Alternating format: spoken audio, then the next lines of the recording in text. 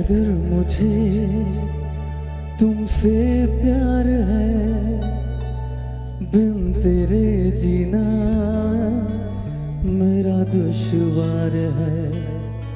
तू जो मुझसे कहे दो जहां वार दूं, गम हो या हो खुशी बस तेरा नाम लूं।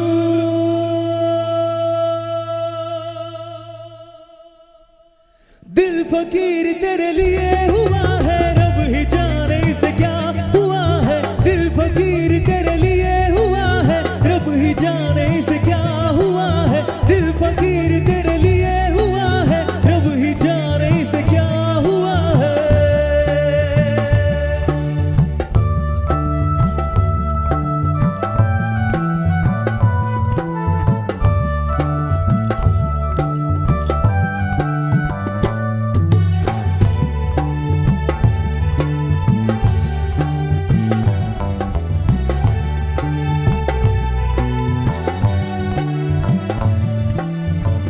सांसों में सांसें तेरी, बातों में बातें तेरी, हर ख्वाब में तू है शामिल। चाहूं तुझे ही चाहूं, देखूं जहां मैं पाऊं, हर ख्वाब में तू है शामिल। तेरी चुनरी के रंग से ये रंग शाम दूं, गम हो या हो खुशी बस तेरा नाम लूं। दिल फकीर तेरे लिए हुआ है, रब ही जाने इसे क्या हुआ है। दिल फकीर तेरे लिए हुआ है, रब ही जाने इसे क्या हुआ है। दिल फकीर तेरे लिए हुआ है, रब ही जाने इसे क्या हुआ है। दिल फकीर तेरे लिए हुआ है, रब ही जाने इसे क्या हुआ है।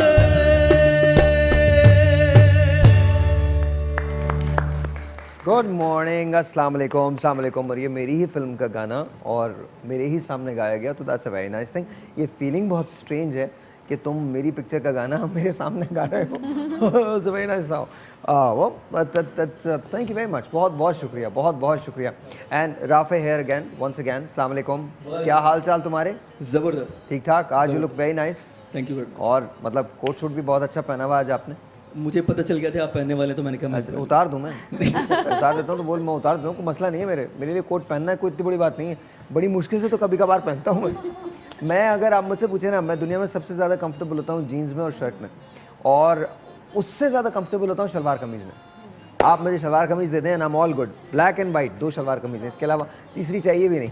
We have got Farah here. अस्सलाम वालेकुम फरहा, हाउ आर यू? कैसी हैं आप? ठीक, thank you so much for coming, बहुत बहुत शुक्रिया। It's wonderful to actually talk to all your friends every single morning, and I get up every day and I come here and I see these people and it's wonderful. अस्सलाम वालेकुम मेरा, कैसी हैं आप? वालेकुम अस्सलाम। ठीक। आज आप कुछ थकी भी लग रही हैं सुबह सुबह। टायर्ड थोड़ी सी। या थोड़ी सी ना? लास्ट कुछ दिनों से शोज चल रहे हैं और भी चैनल्स पे, तो बस। अच्छा, ओके। हाँ, आप तो होस्ट भी करने लगी है ना, sort of kind of. Yes, अपने कुछ शोज हैं वो है ना, मैं host कुछ करती इस तरह हूँ। से करती हैं। And then we have got to me right. अस्सलाम वालेकुम। आप कभी नहीं थकी हुई लगती हैं, आप हमेशा जिस तरह से आती हैं बिल्कुल उसी तरह से ही लगती हैं। I don't know what is it about her. ऐसे ही ऐसे ही हाँ? ऐसे हाथ हाथ हाँ, ऐसे। घर में भी ऐसे करते घर में भी ऐसे बैठते हैं? सीरियसली? हैं। मेरे बच्चे मुझे हिलने नहीं देते। जब घर कम जाती है ना घर, तो वो यूँ संभाल के रखते हैं। नहीं, बट बात है आप कम जाती हैं घर। सुबह 7 बजे की निकलती हूँ और रात 11 तो बज जाते हैं मुझे। अच्छा, नज़र इलाई भी कम जाते हैं अपने वो तो रात को भी घर से बाहर होते हैं। वो तो रात को भी घर से बाहर होते हैं। मैं आपको, हाँ बिल्कुल, और कहीं और किसी के घर पे होते हैं। किसके घर? ये नहीं पता ना किसके घर, मैं किसी न किसी के घर पहुंच मैंने जाए। पूछा तो वो कहते हैं काम पे होता हूँ। कौन? रज़ा ये भाई। उसे काम ही कहते हैं। ये उसे काम ही ये कहते उनका हैं। काम ही है। उसके अलावा हाँ, उनका काम है ये। हम लोग तुम्हारे बारे में बहुत अच्छी बातें कर रहे थे। कैसे हो? ठीक हो? अल्हम्दुलिल्लाह। आज आप बहुत अच्छे लग रहे हैं, सादा से शलवार कमीज में। शुक्र है वो कढ़ाई वाले कुर्ते जला दिए आपने, क्योंकि मैं आपको सच बता रहा हूँ, ये इस किस्म के कुर्ते पहन के आते हैं, यहाँ पर भी काम होता है, यहाँ पर भी काम होता है, तावीज़ पे भी काम होता है, इसके बाद आके ना पूछते हैं। चेक करें, चेक करें।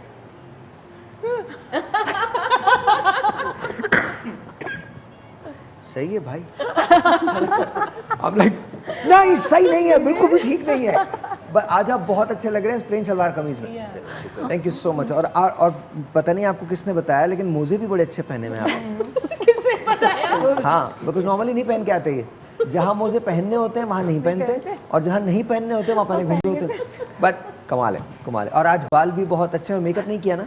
नहीं, बहुत अच्छे इसी लग रहे वजह से हैं। अच्छे। खुदा का वास्ता मेकअप नहीं, मतलब वो आखिरी बच्चा नहीं जिसे तैयार करा के भेजे होते हैं। पप्पू बना के। हाँ, वो पता नहीं कौन किसके हवाले हो जाते हैं नीचे वहाँ, जिस किस्म का ना ऐसा लगता है चौक यहाँ भी लगी हुई है, यहाँ भी लगी हुई है, यहाँ भी। मैं सच बता रहा हूँ। तो आज आप बिल्कुल परफेक्ट लग रहे हैं, बहुत अच्छे लग रहे हैं, बहुत ही अच्छे लग रहे हैं। मेरा दिल चाह रहा है कि ये आप सलवार कमीज इसी में रहें अगले 3-4 साल। मेंटेन द सेम स्टैंडर्ड, है ना? ये आपका ये स्टैंडर्ड होना चाहिए, सच बता रहा हूँ। इसके कलर्स के जितने, लेकिन कलर्स मतलब blue, black, white, sharp colours. इस किस्म के। पिंक मत सिलवा के पहन लीजिए। आई एम नॉट सेइंग कि पिंक बुरा लगेगा, लेकिन फिर भी सलामुकुम फहरा, कैसी हैं आप? अस्सलाम वालेकुम। ठीक बहुत ठाक? अच्छी। बहुत अच्छी। दैट्स प्यारी सी। हम में से कुछ लोग अपने आप को बहुत अच्छा समझते हैं। That's okay. क्या है मतलब खुश रहने में क्या अच्छा जब है? कोई नहीं समझे तो खुद ही समझ लेना चाहिए। नहीं, बहुत सारे लोग समझते हैं। नहीं, मैं तो अपनी बात कर रहा हूँ, मैं आपकी अपनी थोड़ी बात कर रही हूँ। मैं तो अपनी बात कर रहा हूँ, आपकी बात बिल्कुल नहीं कर रहा। नहीं, आप भी बहुत अच्छे हैं और बहुत सारे लोग आपको भी बहुत अच्छा बोलते चले वो देखते हैं कौन कौन समझता है, कौन कौन नहीं। हाँ भाई राफे, बेटा ये बता, सारी उम्र हम तुझे अकेला ही देखेंगे? हैं। शादी कब कर रहे हो? कब? बहुत जल्द, कोई 5-6 साल बाद। बहुत जल्द, 5-6 साल बाद। तो जहन में है कैसी होनी चाहिए ख्वाबों की तुम्हारे जो लड़की है? Sweet, simple, caring, loving. ये कहाँ मिलती हैं? ढूंढ Sweet order simple order caring, से ऑर्डर से हाँ। बनवाएगा रास्ता। हाँ, वो सजाद अली का एक गाना बड़ा खूबसूरत है, वो याद आ रहा है। कौन सा? प्यार कहाँ बिकता है पता बता। अच्छा, नहीं वो तो छोड़े ना, बट ऑनेस्टली फिलहाल तो यही एक खाका है जहन में कि अच्छी अंडरस्टैंडिंग होनी चाहिए। लाइक जो प्रोफेशन है मेरा, उसको लेके समझे थोड़ा सा। समझे वो। हाँ, और शक्ल की कैद नहीं है, पैसे की भी नहीं। शक्ल, रंग, रूप। असल में साहिर भाई, आपको ज़िंदगी जो है वो एक पर्सनालिटी के साथ गुजरनी होती है। अच्छा, ये जो शक्ल सूरत है, लाइक ये चलो यार सब 50s, सुनो यार, 60s के बाद बैठ के सुनो। हाँ, जनाब शक्ल राफे का सूरत जो है लेक्चर। वो हाँ। 60s 70s के बाद तो वैसे ही ढल जाती है। अच्छा तो अच्छा। आपको कहाँ तक है? पर्सनालिटी के साथ पूरी ज़िंदगी गुजारनी है। वैसे सच बात है कि चश्मा उतार के बोलेगा ना समझ आ जाएगा हमें, लेकिन तू ये इतनी इतनी बातें कर रहा है, 60-70 साल। अच्छा खैर, हाँ फिर आगे। तो बस यही है कि शक्ल सूरत ठीक है, होनी चाहिए, ठीक होनी चाहिए, बट वो प्रायोरिटी नहीं है। इंसान अच्छी होनी चाहिए। अच्छा, और मतलब बाकी चीज़ें पूरी हों, 2 हाथ, 2 कान, आँखें। बिल्कुल बिल्कुल। अच्छा, और उसमें अगर कहीं कोई कमी है तो इट्स ओके? हाँ? क्या क्या हुआ, बंद क्यों गई जबान? बोलो ना। अब ये तुम्हारा फलसफा हमने सुना है, तो अब पूछ रहे हैं तुमसे, सवाल करना। अच्छा, वापस आते हैं ब्रेक के बाद, इस सवाल का जवाब लेते हैं। लेट्स सी, आज इसकी शादी करवा के भेजते हैं ना इसको यहीं से। तुम्हारी शादी हो गया।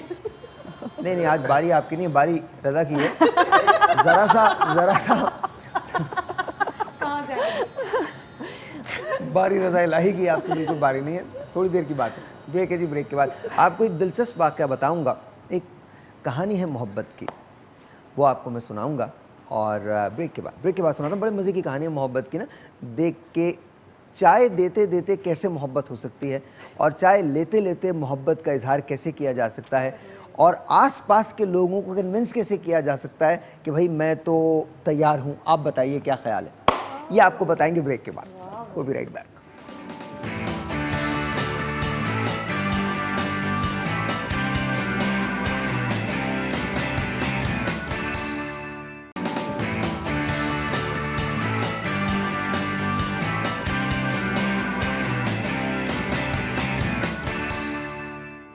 ऑलराइट जी, वंस अगेन वेलकम बैक। और रज़ा भाई कैसे हैं? अल्हम्दुलिल्लाह। क्या चल रहा है आजकल? बस काम चल रहा है क्या काम? जी, दवाइयाँ वगैरह माजून। वारदात पे यकीन रखते हैं आप? नहीं, वारदात नहीं। वारदात यकीन नहीं रखते? वारदात। झपटने पे यकीन रखते हैं? झपटना, जी जी। इसको जुमले में इस्तेमाल कीजिए। वारदात, झपटना, शिकरा, शिकंजा, ये तैयारी। तशद्दुदाना चीज़ें हैं जी तशद्दुदाना और मक्काराना जी असनाफ है। है जी। ये तशद्दुदाना और मक्काराना असनाफ है। क्या है? औसाफ है। हाँ, और अच्छा। इनको अच्छा, अगर किसी में ऐसे हों इनको औसाफ बयान करने के लिए, जुमले में लाने के लिए एक शातिर जहन की ज़रूरत है। शातिर जहन के। हम जैसे सादा को क्या कहें? अच्छा, ऐसे लोग वो होते हैं जो वारदात करते हैं लेकिन अपने घर में नहीं करते। ये भी औरों गलत के बात घर में जाके ना फिर वहाँ मौका महल देख के फिर अचानक से वारदात को ही जन्म देते हैं और कहते हैं कि ये बस भी गलत बात है, है नहीं जी? करनी चाहिए। नहीं करनी चाहिए ना, क्योंकि जाहिर है मेड्स बड़ी मुश्किल से मिलती हैं। मेट्स कहाँ से? कोई भाग जाए तो हम क्या करेंगे भाई, अब कुछ नहीं किया जा सकता। एक कहानी है, एक बड़ी लंबी कहानी है, बहुत लंबी कहानी है, इतनी लंबी कहानी है मैं समझ नहीं पाता लोगों को। आहिस्ता आहिस्ता आश्कार होते हैं मुझ पे ना, फिर अचानक एक रोज़ मुझे पता था ओहो आप भी। कोई बात नहीं, आज क्या बात कर रहे हैं आप? नहीं, आज तो हम बात करेंगे आपके बारे में। अच्छा। आप तो क्या बात करेंगे, हम सब आपके बारे में बात। अच्छा एक बात, आप हमेशा से इतने हरदिल अजीज थे, कहाँ रहते थे आप बचपन कहाँ गुजरा? बचपन अपने आबाई गाँव। मैं तुम्हारे साथ रहता था आबाई गाँव? बता तो दो कि कहाँ रहते। मैं मुझे बताओ सही, ये आबाई गाँव था मेरा, मुझे क्या पता क्या? बचपन डिस्ट्रिक्ट बदीन है। वो भाई तो क्या गांव बदीनी था क्या? गांव का नाम क्या था? गांव टंडो गुलाम अली। टंडो गुलाम अली। कितने वहाँ पर घर थे? वहाँ तकरीबन 30-35 हज़ार की आबादी है। 30-35 हज़ार की। तो उसमें आपकी बचपन की शरारत क्या है? आज सबसे पूछते हैं ना बचपन की आपने क्या खूबसूरत शरारत की थी, निकाले क्यों गए? मेरा मतलब है कब छोड़ा क्यों? गाँव छोड़ा क्यों? वजह क्या थी? बता दे आज। कोई बात नहीं, साहिल इशू है। अरे गाँव इसलिए छोड़ा कि गाँव अभी भी है, छोड़ा नहीं है। नहीं गाँव तो है, अभी भी है, लेकिन तुम ये है जाते कि- हो अब? हाँ जाता हूँ। आपको जाना अलाउ है? बिल्कुल। आप प्लीज पीछे नहीं अच्छा वजह क्या थी? वजह क्या थी? क्यों निकाले गए? मेरा मतलब है क्यों छोड़ा ये है आपने? कि कराची में कज़न था मेरा, मैं यहाँ उनके पास आया, मुझे अच्छा लगा, यहीं रह गए? मैं यहीं रह गया। फिर अच्छा, आहिस्ता आहिस्ता कज़न फिर को अब भेजा ऐसा वहाँ? हुआ कि पूरी फैमिली यहाँ आ गई। अच्छा, कौन कौन? तकरीबन 18 साल से अम्मी, अब्बू, बहन, भाई सारे। आपकी शादी उससे पहले हो चुकी थी? मेरी हुई है 2007 में। तो ऐसे क्यों कर रहे हो? जाहिर है हो गई होगी, मतलब कोई बड़ी वो तो नहीं है, अच्छी बात है, बहुत अच्छी। तो 11 साल पहले शादी हुई? हाँ 12 साल हो गए। 12 तो वजह क्या थी इतने लेट शादी करने की, कोई ख़ास वजह? नहीं, ठीक की है मैंने, सही एज में की है। सही एज में शादी हुई? 25-26 साल के थे आप?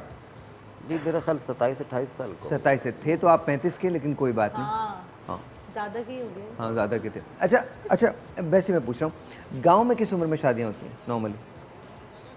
हमारे यहाँ जो है मुख्तलिफ कबीले रहते हैं, मुख्तलिफ लोग हैं, जिसमें सिंधी हैं, खासकली हैं, बलोच कौम है, पठान है, पंजाबी बिरादरीज़ हैं।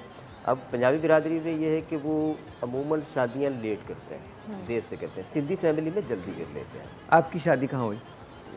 मेरी शादी वहीं हुई। सिंधी बिरादरी में हुई। नहीं, मेरी अपनी बिरादरी में हुई। और वो सिंधी बिरादरी है? नहीं, सिंधी नहीं है। आप कौन है? हम जट हैं। क्या है? जट, हम जट हैं। है? पंजाबी हैं, जट। आप पंजाबी जट हैं? जी। तो ये इतना बुरा वक्त कब आया हम पे? सिंधी समझते। हम खुद भी मतलब हेलो, ये कब हुआ भाई?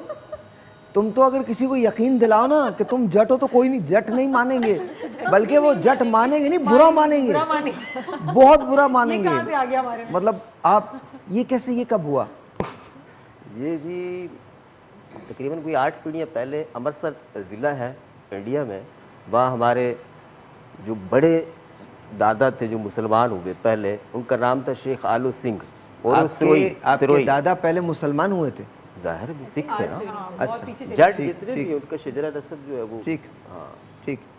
वो अमृतसर से फिर वो हिजरत करके पाकिस्तान आए, अच्छा, फिर फैसलाबाद में आए। उसके बाद जो हमारे दादा थे यहाँ, इनकी 6 पीढ़ियाँ यहाँ गुजरी हैं फैसलाबाद में। 6 बीवियां यहाँ गुजरी हैं? 6 पीढ़ियाँ। पीढ़ियाँ? अच्छा, 6 नस्ल। नस्ल जी मालूम है मुझे। हाँ, उसके बाद फिर सिंध में गए, यहाँ टंडो गुलाम अली, 3 पीढ़ियाँ यहाँ गुजरी, चौथी पीढ़ी अभी आपके सामने बैठी है। हम जट हैं, सिरोही कबीला है हमारा। कौन सा कबीला है? सिरोही। और मेरी जो यार सुना जट तो बड़े बहादुर होते हैं। हाँ, और मेरे जो वाइफ है वो रंधावा है। कौन है? रंधावा। रंधावा, अच्छा। मैं इस चीज से निकल ही नहीं पा रहा हूँ कि जट है। बता रहा हूँ, मुझे बहुत यकीन। बार हमें बताया, लेकिन हम मजाक ही समझ रहे थे, कहते मैं सिंधी नहीं तो आपका नाम रजा इलाही जट है? तो बड़क बड़क मार लेते हैं आप, दहाड़ लेते हैं? हाँ बड़क मार। जरा मार के दिखाइए, बड़क मार के दिखाइए। नहीं वो जब आता है गुस्सा आता है। एहसन भाई को बोल, एहसन ऐसे आ। पहली गोली मैं तनु इसलिए मारांगा कि तू मेरी बोतल दा पानी पी लेता है। दूजी गोली मैं तनु इसलिए मारांगा तनु भी चक नहीं मिलिया, मैनू भी चक नहीं मिलिया। और तीसरी भी इसीलिए मारूंगा। तीजी गोली मैं तनु इसलिए मारांगा तेरा चेक कैश हो गया है, ते मेरा बाउंस हो गया है।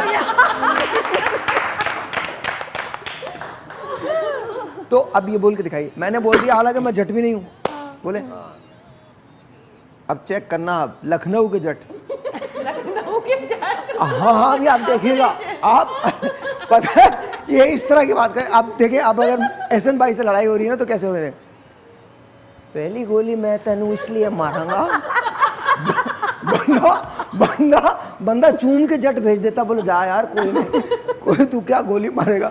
अब बात करना आप जट, जरा बड़क मारनी है। अच्छा पानी ले आओ बेटा, पानी।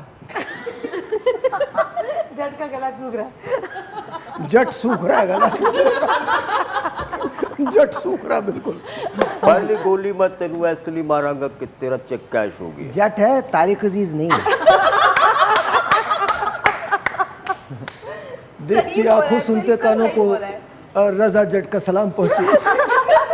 अबे भाई मतलब बड़क मारनी है जैसे मैंने मारी है। मारा। बड़क कैसे लगती है यार? फिर मारी एक दफा, एक बारी तुमसे फिर कोई बड़क को मार। मिसाल लेती, कोई मेज गोल मेज कॉन्फ्रेंस हुई थी लोगों की और समझाया था कि भाई जट यार बहादुर होता है, ऐसा करके एहसान। हाँ इस तरह से बोले। चलो ब्रेक ही ले लें, ब्रेक ले लें जटों के अंदाज में। लाओ भाई बीबी उसे भैड़ो हुण हो गया ब्रेक दा टाइम, ता ब्रेक तो बाद मिलते हैं। फिर बड़क मारूं मैं। प्यार वाले ना। हाँ जट मैं तो जट हूँ, बचपन से ही जट हूँ मैं हो गया। मेरे बचपन में मैं पैदा ही जट हुआ था। मेरे को लोगों ने बताया मैं जट हूँ। एक छोटा सा ब्रेक लेते आप लोग, देखो कसम आपको जाओगे ना, मैं बद्दुआएं भी देता हूँ, जाना मत, बिल्कुल नहीं जाना। ब्रेक लेते हम लोग, ब्रेक के बाद जब भी वापस आएंगे ना मैं आपको बताऊँ, कहानी सुनाऊंगा आपको मैं, फिक्र नहीं करना। मैं आपको आज एक ऐसा चूरन बता रहा हूँ, आप खाओगे आप भी जट हो जाओगे। ब्रेक है जी, आपसे मिलते हैं ब्रेक के बाद।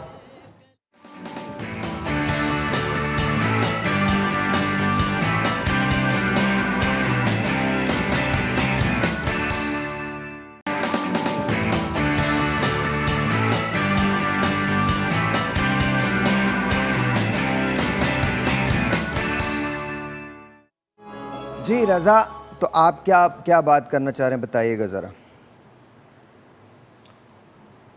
बताएं। सुन रहा हूँ मैं। आज आप क्या कुछ बताएंगे नहीं बताएंगे? हाँ आज हम बात करेंगे शुगर के हवाले से, ब्लड प्रेशर के हवाले से। कभी आपका ब्लड प्रेशर ऊपर गया ज़िंदगी में? कभी गया, कितना उछल गया होगा? मेरा ख्याल है कोई 20-30 ऊपर चला गया होगा। अभी तो मुझे लग रहा है आपका ऊपर जा रहा है। मैं सोच रहा हूँ कि तुम्हारे पास इलाज के लिए कौन लोग हैं जो आते हैं, मुझे ये बता दो। हैं बहुत आते हैं। अल्लाह ताला वो जाते भी हैं या वहीं मर जाते हैं? अल्लाह का शुक्र है। बोले क्या, बोले हकीम से गोली लेके आया था, हकीम तो निकल गए। नहीं वो मजाक की बात हो रही है, बट आपको ब्लड प्रेशर का कभी आर्जा नहीं हुआ? नहीं हुआ एक दो दफ़ा। असल में होता यूँ है जब हम बहुत देर तक जागते हैं रात अच्छा, में, ब्लड प्रेशर या को चाय का इस्तेमाल ज़्यादा उर्दू में करते हैं। फिशार खून कहते हैं। फिशारुद्दम। फिशारुद्दम। अच्छा फिशारुद्दम खून को कहते हैं। फिशार यानी खून की तो तेज़ी। मैंने पहले कहा था, तो पहले क्यों नहीं फिशार खून माना, क्यों नहीं? ये फिशारुद्दम तिब में इससे लिखा हुआ है फिशारुद्दम। ठीक है।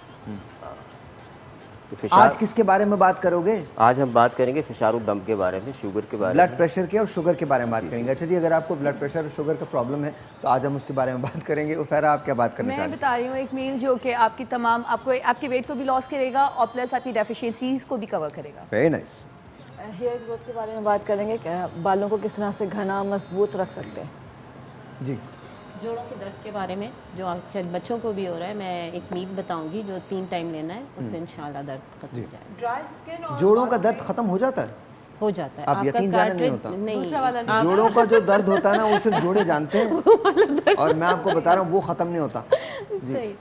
स्किन ड्राई हो रही है क्योंकि मौसम थोड़ा सा चेंज हो रहा है, बालों में खुश्की हो रही है, तो मैं दोनों के लिए चीज़ बताऊंगी। अच्छा, आप क्या बताएंगे आज? मैं बताऊँ कि अच्छे अच्छे गाने सुन के आप गए कुछ अच्छा, तुमने कभी बालों को बढ़ते हुए देखा है? बालों को बहते हुए बढ़ते हुए? बढ़ते हाँ, बहते हुए क्या मतलब?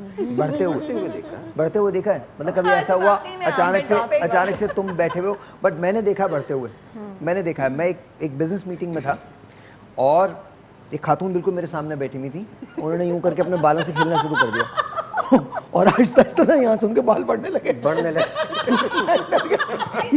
यहाँ से वो विग आहिस्ता आहिस्ता ऊपर जा रही थी, यहाँ से नीचे आ गई। मेरा दिल बंद हो गया, मैंने कहा ये कौन है यार? आपका वाकई में हो गया होगा, बिकॉज़ आपको समझ में नहीं आया अभी हो क्या रहा है ना। नहीं, मैंने उन्हें कह दिया, मैंने कहा फिक्स करने जाके नजर आ रहे हैं यहाँ से। क्या मतलब यार, क्या है मतलब, मैं आप बीइंग ऑनेस्ट, क्या मतलब? मैंने कहा इसको जाके फिक्स करें, और लोग भी बैठे हैं टेबल पे। अब वो हल्की हल्की यहाँ से ना, हल्की हल्की थोड़ा सा गंजपन था उनका ना, तो वो हल्के हल्के से ना ऐसा लगने लगा जैसे यहाँ से मर्दाना स्किन है, और बाकी जो है ना, मैं आपको सच बता रहा हूँ वो अजीब ही था बिल्कुल। मतलब रजा जब सो के कभी उठते हैं ना, आप देखें तो आपने कभी मुर्गे को देखा है? अगर मुर्गे को निकाला जाए उसके पर फैले हुए होते हैं, सुबह सुबह कभी जब भी आते हैं ना तो उनके बाल बहुत अजीब तरह से होते हैं, यहाँ से निकले हुए, यहाँ से निकले हुए। और हल्का सा ना खास होता है, एक खास किस्म की जगह में एक गोल सी स्किन बाहर आ रही होती है, करली वाले हैं इनके यहाँ। उसको फिर वो पानी वानी लगा के हाँ, फिर से। अंदर रात तक। में जो दूध पिया होता है, क्या कह रहे हैं? रात में दूध पीते हैं, दूध गिर जाता है बच्चों की तरह, तो फिर बिल्कुल गुच्छा सा बच जाता है बाद में, आप उसी तरह You didn't get my point. अच्छा, वैसे तुम्हारी जिंदगी भी बहुत हैरतअंगेज है। बच्चे हैं, ऐसा हाँ, होता है। अच्छा ओके ओके। तो वही मैं कह रही हूँ, आपने कहा ना वो एक जगह जमा हुए हुए होते हैं, अच्छा। तो रात में तो दूध पिया और साइड में। अच्छा, इनके गांव में जिन भी बहुत हुआ करते थे, आपने तो देखा है ना इन्होंने जिन्नात से? क्या हुआ क्या था वहाँ पे? असल में हुआ ये था कि हम ईशा की नमाज पढ़ते थे वालिद साहब के साथ, मस्जिद क्योंकि ज़रा अंदर थी, हाँ तो उसके सामने एक शीशम का दरख्त था, पेड़ था, तो वहाँ एक वो सिंध में होता है पेडी का काम, जिसमें अनाज वगैरह ख़रीदना, खाद वगैरह देना, उनकी हाँ, शॉप थी हाँ। वहाँ। तो हम मस्जिद से नमाज पढ़ के कभी कभी निकलते तो चले जाते थे। जाहिर हाँ, शीशम वाली साइड गांव से। है, कुछ भी होता हाँ। वो रात को निकले वापस नहीं आए, सुबह अब्बा बैठे हुए, क्या कर रहे? बोला ऐसे ही खेतों में घूम रहे थे। हुआ यूँ कि एक दिन अब्बा ने कहा ये बच्चे इस तरफ जाते हैं ठीक नहीं, उन्होंने कहा ये यहाँ नहीं जाया करो, ऐ टाली देना जाओ, ऐ टाली पक्की है, पक्की है टाली। तो आप लोग कच्ची इतना टालियाँ कुछ नहीं ढूंढते जाना। पक्की का मुराद होता है कि इसमें कोई जिन रहते हैं। अच्छा वो, अच्छा ओके। अच्छा, मैंने बोला अच्छा पक्की है? बोले हाँ। मैंने एक दिन ईशा की नमाज पढ़ी और मैं चला गया टाली पे, मैंने जिन कभी देखा नहीं था, मैंने कहा देखते हैं। जिन ने भी तुम्हें कभी नहीं देखा? मुझे भी उस दिन वो आखिरी दिन था जिन का, देखते ही भाग गया, कहला ये ओ भाई नहीं, मैं नहीं कर सकता। तो मैं उस पे शीशम पे चढ़ा, आवाज़ें वगैरह दी, कोई जिन नजर ही नहीं आया, नहीं निकला ना? कोई नहीं। मुझे किसी ने वहाँ जब मैं टाली पे था उसको आवाज़ें दे रहा था, तब किसी ने मुझे देख लिया, ओए होए, उसने बोला ये टाली पक्की है। आप लोग गौर से देखिए, टंडो गुलाम नबी की टाली यहाँ बैठी है, देख लीजिए उनका जो जिन, तो लोगों ने तुम्हें जिन समझना शुरू कर दिया। फिर मेरे पास तफरी आ गई थोड़ी सी, मैंने ईशा की नमाज पढ़ के लेट नाइट 9 साढ़े 9 बजे वही टाली पे जाके बैठ बैठना जाता शुरू कर दिया। टाली पे बैठ था। जाना। हाँ, और कोई ऐसा वैसा बंदा नीचे से गुजरता था, मैं ऊपर से करता था, सही कह वो रहे हैं आप सुनता था यार। और सुनते भाग सोचो जाता था। सोचो ये तो बड़ा अच्छा हुआ को मेरे जैसा होता ना, तेरे छिची करना ऊपर ही आ जाता। बोले ये बुला रहा, बोले ठीक है आ जाओ, देखते हैं फिर क्या होता है। Let's do it together. वो टाली पक्की है, टाली अभी पक्की तक पक्की है, मैंने लोगों को माहौल बताया। ऐसा होता है हाँ। कि आपको वैसे ही डर लगने लगता है, जैसे हम गांव में रहते हैं। मैं देसी कुड़ियाँ करने गई थी। आप भी गांव में रहते हैं? नहीं, मैं रहती नहीं थी, मैं करने गई थी, अच्छा, ओके। प्रेम करने गई अच्छा, थी। ओके, हम लोग, देसी कुड़िया, मैं ठीक वहाँ है। पे 16 दिन रही थी। कैसा लगा गांव? गांव बहुत अच्छा था, बहुत कम लोग थे। तो मेरे साथ भी एक वाकया हुआ, मुझे लगा कि मेरे साथ हुआ है। कुछ दिनों के बाद एक और लड़की के साथ हुआ जो दूसरे रूम में थी। नहीं, एक बार एक के साथ हो जाए ना, फिर सबके साथ होता है। नहीं नहीं, वो मैंने बताया नहीं था। मैं आपको ये बात बताऊं, मैंने अच्छा, किसी अच्छा। से डिस्कस नहीं की थी ये बात, ओ, क्योंकि वाह। मैं बहुत डरी हुई थी। मैं क्या कहा हुआ था? बताऊंगी तो लड़कियां हैं वो भी डर बताया ना, जाएंगी। हुआ क्या था? मैं सो रही थी, फजर की नमाज की मेरी हमेशा से आदत है, तो मैं सो रही थी वहाँ पर। हम 2 बजे सोए थे, तो तकरीबन जल्दी, क्योंकि गर्मियों के दिन थे, जल्दी अजान हुआ करती थी। तो 4 बजे तो मेरी कान में ना किसी ने ज़ोर से मेरा नाम लिया बहुत मोटी आवाज़ से। मैं समझी कि मुझे वहम है। फिर मैं दोबारा से ये कहाँ था गाँव? ये था ठट्ठा सयाल था, ठट्ठा बंगला सयाल। एक था ननकाना साहब से भी आपके यहाँ आगे से था, ठट्टा कितना दूर है? टंडो उससे गुलाम आगे था, ननकाना के पास ही है। अच्छा, ननकाना साहब के पास। ननकाना साहब से भी आगे था, बहुत अच्छा, छोटा ओके। गांव था वहाँ पर। अच्छा, हम जहाँ रहते थे वो तबेला था, उसको साफ करके उस चैनल ने उसमें कमरे बनाए हुए थे, उसको अब सफाई AR1 ने करके चैनल- जानवर जी AR1 ने बनाए थे कमरे वगैरह बनाए थे। तो हम वहाँ रह रहे थे, 2 रूम थे, 5 लड़के एक रूम में 5 रहे। अच्छा, फिर मैं 2-3 दफ़ा आवाज़ आई, फिर मुझे लगा कि ये कुछ मेरा वहम नहीं है, कोई आवाज़ दे रहा है और मोटी आवाज़ में दे रहा है। और मैं उठ के बैठ गई, और उस वक्त क्या था, रात में थोड़ी ठंड थी, दिन में गर्मी थी, तो हमें ब्लैंकेट दिए गए थे। मैंने ब्लैंकेट ओढ़ा और फिर मैं बहुत डर गई थी उस वक्त। मैं ओढ़ के ना खड़ी हो गई यहाँ पर अपने सीने पे रख के ना, तो मैं इस तरह से खड़ी हुई। फिर दोबारा मैं बैठ गई बेड पे टेक लगा के। उसने पता है क्या किया है, जब मैं बहुत बुरा डरी थी, ये ब्लैंकेट उठा के ना मेरे मुँह पे डाल दिया। जब मैं बहुत डर गई, मेरी हालत बहुत बुरी हो गई। वो डर गया हो? नहीं या डर गई हो? और इतना अंधेरा उस रूम में, बहुत बड़ा कमरा था, इतना बड़ा कमरा था, हमारे बेड थे, बहुत बड़ा रूम और था। सब लोगों के साथ? नहीं, मैं सब लोग सो रहे थे अपने क्या बेड है, पे, of course, मेरा of अपना course। बेड था। जी। मैं बहुत डर गई, मैं कांपने लगी, मुझे अजीब सा बुखार सा आ गया। अल्लाह हो गया। मैंने कहा ये चीज़ कैसे हो सकती है, बाकी आवाज़ें मेरा वहम है, ये मेरा वहम कैसे, मैं जाग रही हूँ। जाहिर है। किसी ने उठाया कंबल इतना हैवी और मेरे सर पे डाला कि सर पे लो, देखो नहीं। मैं बहुत बुरा डरी हूँ। थोड़ा सा आगे आके सुकैना जो आर्टिस्ट है, मैंने उसको ज़रा उठाया, उठ नहीं रही थी, लड़कियाँ बहुत लेट सोती थी। मैं बहुत डरी, मुझे बुखार हो गया। सुबह उठी, मैंने इसको बताया, तो मैंने कहा देखो तुम किसी को बताना नहीं। तो वो बहुत भी डर गई थी, वो मेरे साथ ही पे सोती थी। हमने किसी को नहीं बताया। 2 दिन के बाद हमारे दूसरे रूम से एक लड़की थी जो लाहौर की थी, फजर, उसने चीखना शुरू कर दिया। मुझे वॉशरूम, क्योंकि हमारा रूम था, वॉशरूम था, ऊपर कुछ भी नहीं था, खाली था पूरा, जो इसका होता है। कह रहे मैंने इस पर कुछ देखा है, मैंने कुछ देखा है, क्योंकि हमने मेरी बात किसी से डिस्कस नहीं की थी। उसको भी बुखार आ गया, वो बहुत डरने लगी। फिर हमने उसको तसल्लियाँ दी, कुछ नहीं है, कुछ नहीं। फिर सेकंड 2 दिन के बाद हम गांव में गए, क्योंकि गांव वालों से मिलते थे। फिर मैंने इनसे पूछना शुरू किया कि यहाँ कुछ है, तो गांव वालों ने नहीं मानी ये बात, कि कुछ भी नहीं है, हम इतने साल से रह रहे हैं। इनके गाँव में बड़ा जिस टाली की जो बात कर रहे हैं ना, वहाँ पर जिन था, लेकिन हमारे उस गांव वालों ने नहीं मानी। मैं आपको बता रहा हूँ, जैसे ये टाली पे पहुंचे है ना, उसके बाद उसे बुखार आ गया। वो उसकी मौत उस बुखार में हुई। वो जिन जो था ना, वो मर गया, उसके बाद वो बचा ही नहीं। उसने कहा ये आ गया तो मैं क्या करूँगा। लेकिन उसने खत लिखा था, वो जिन का एक खत था, मैं आपको ब्रेक के बाद पढ़ के सुनाऊंगा। हमारे सारे के शो पे भी भेजा। इतनी शदीद बेइज्जती हुई थी जिन की, लोगों ने बड़ा जिनसे शिकवा किया, भाई ये क्या तुम कहले यार, मैं कैसे जिनों का नाम बदनाम कर दिया, जिनों का नाम बदनाम कर दिया। तुमने जटों का नाम बदनाम नहीं किया? रजा भाई ने तो जिन को देखा ना, हमें तो कुछ नजर ही नहीं आया। उन्होंने देखा था जिन को। नहीं, उन्होंने देखा नहीं था, जिन ने इन्हें देखा था। इन्होंने दिखा दिया था छोटा सा, क्या मूछे क्या कर रहे हो? छोटी मैं अभी वाकया बताऊंगा तुम्हारा, चाय वाला। छोटा सा ब्रेक है, आपसे मिलते हैं ब्रेक के बाद। वो बी राइट बैक।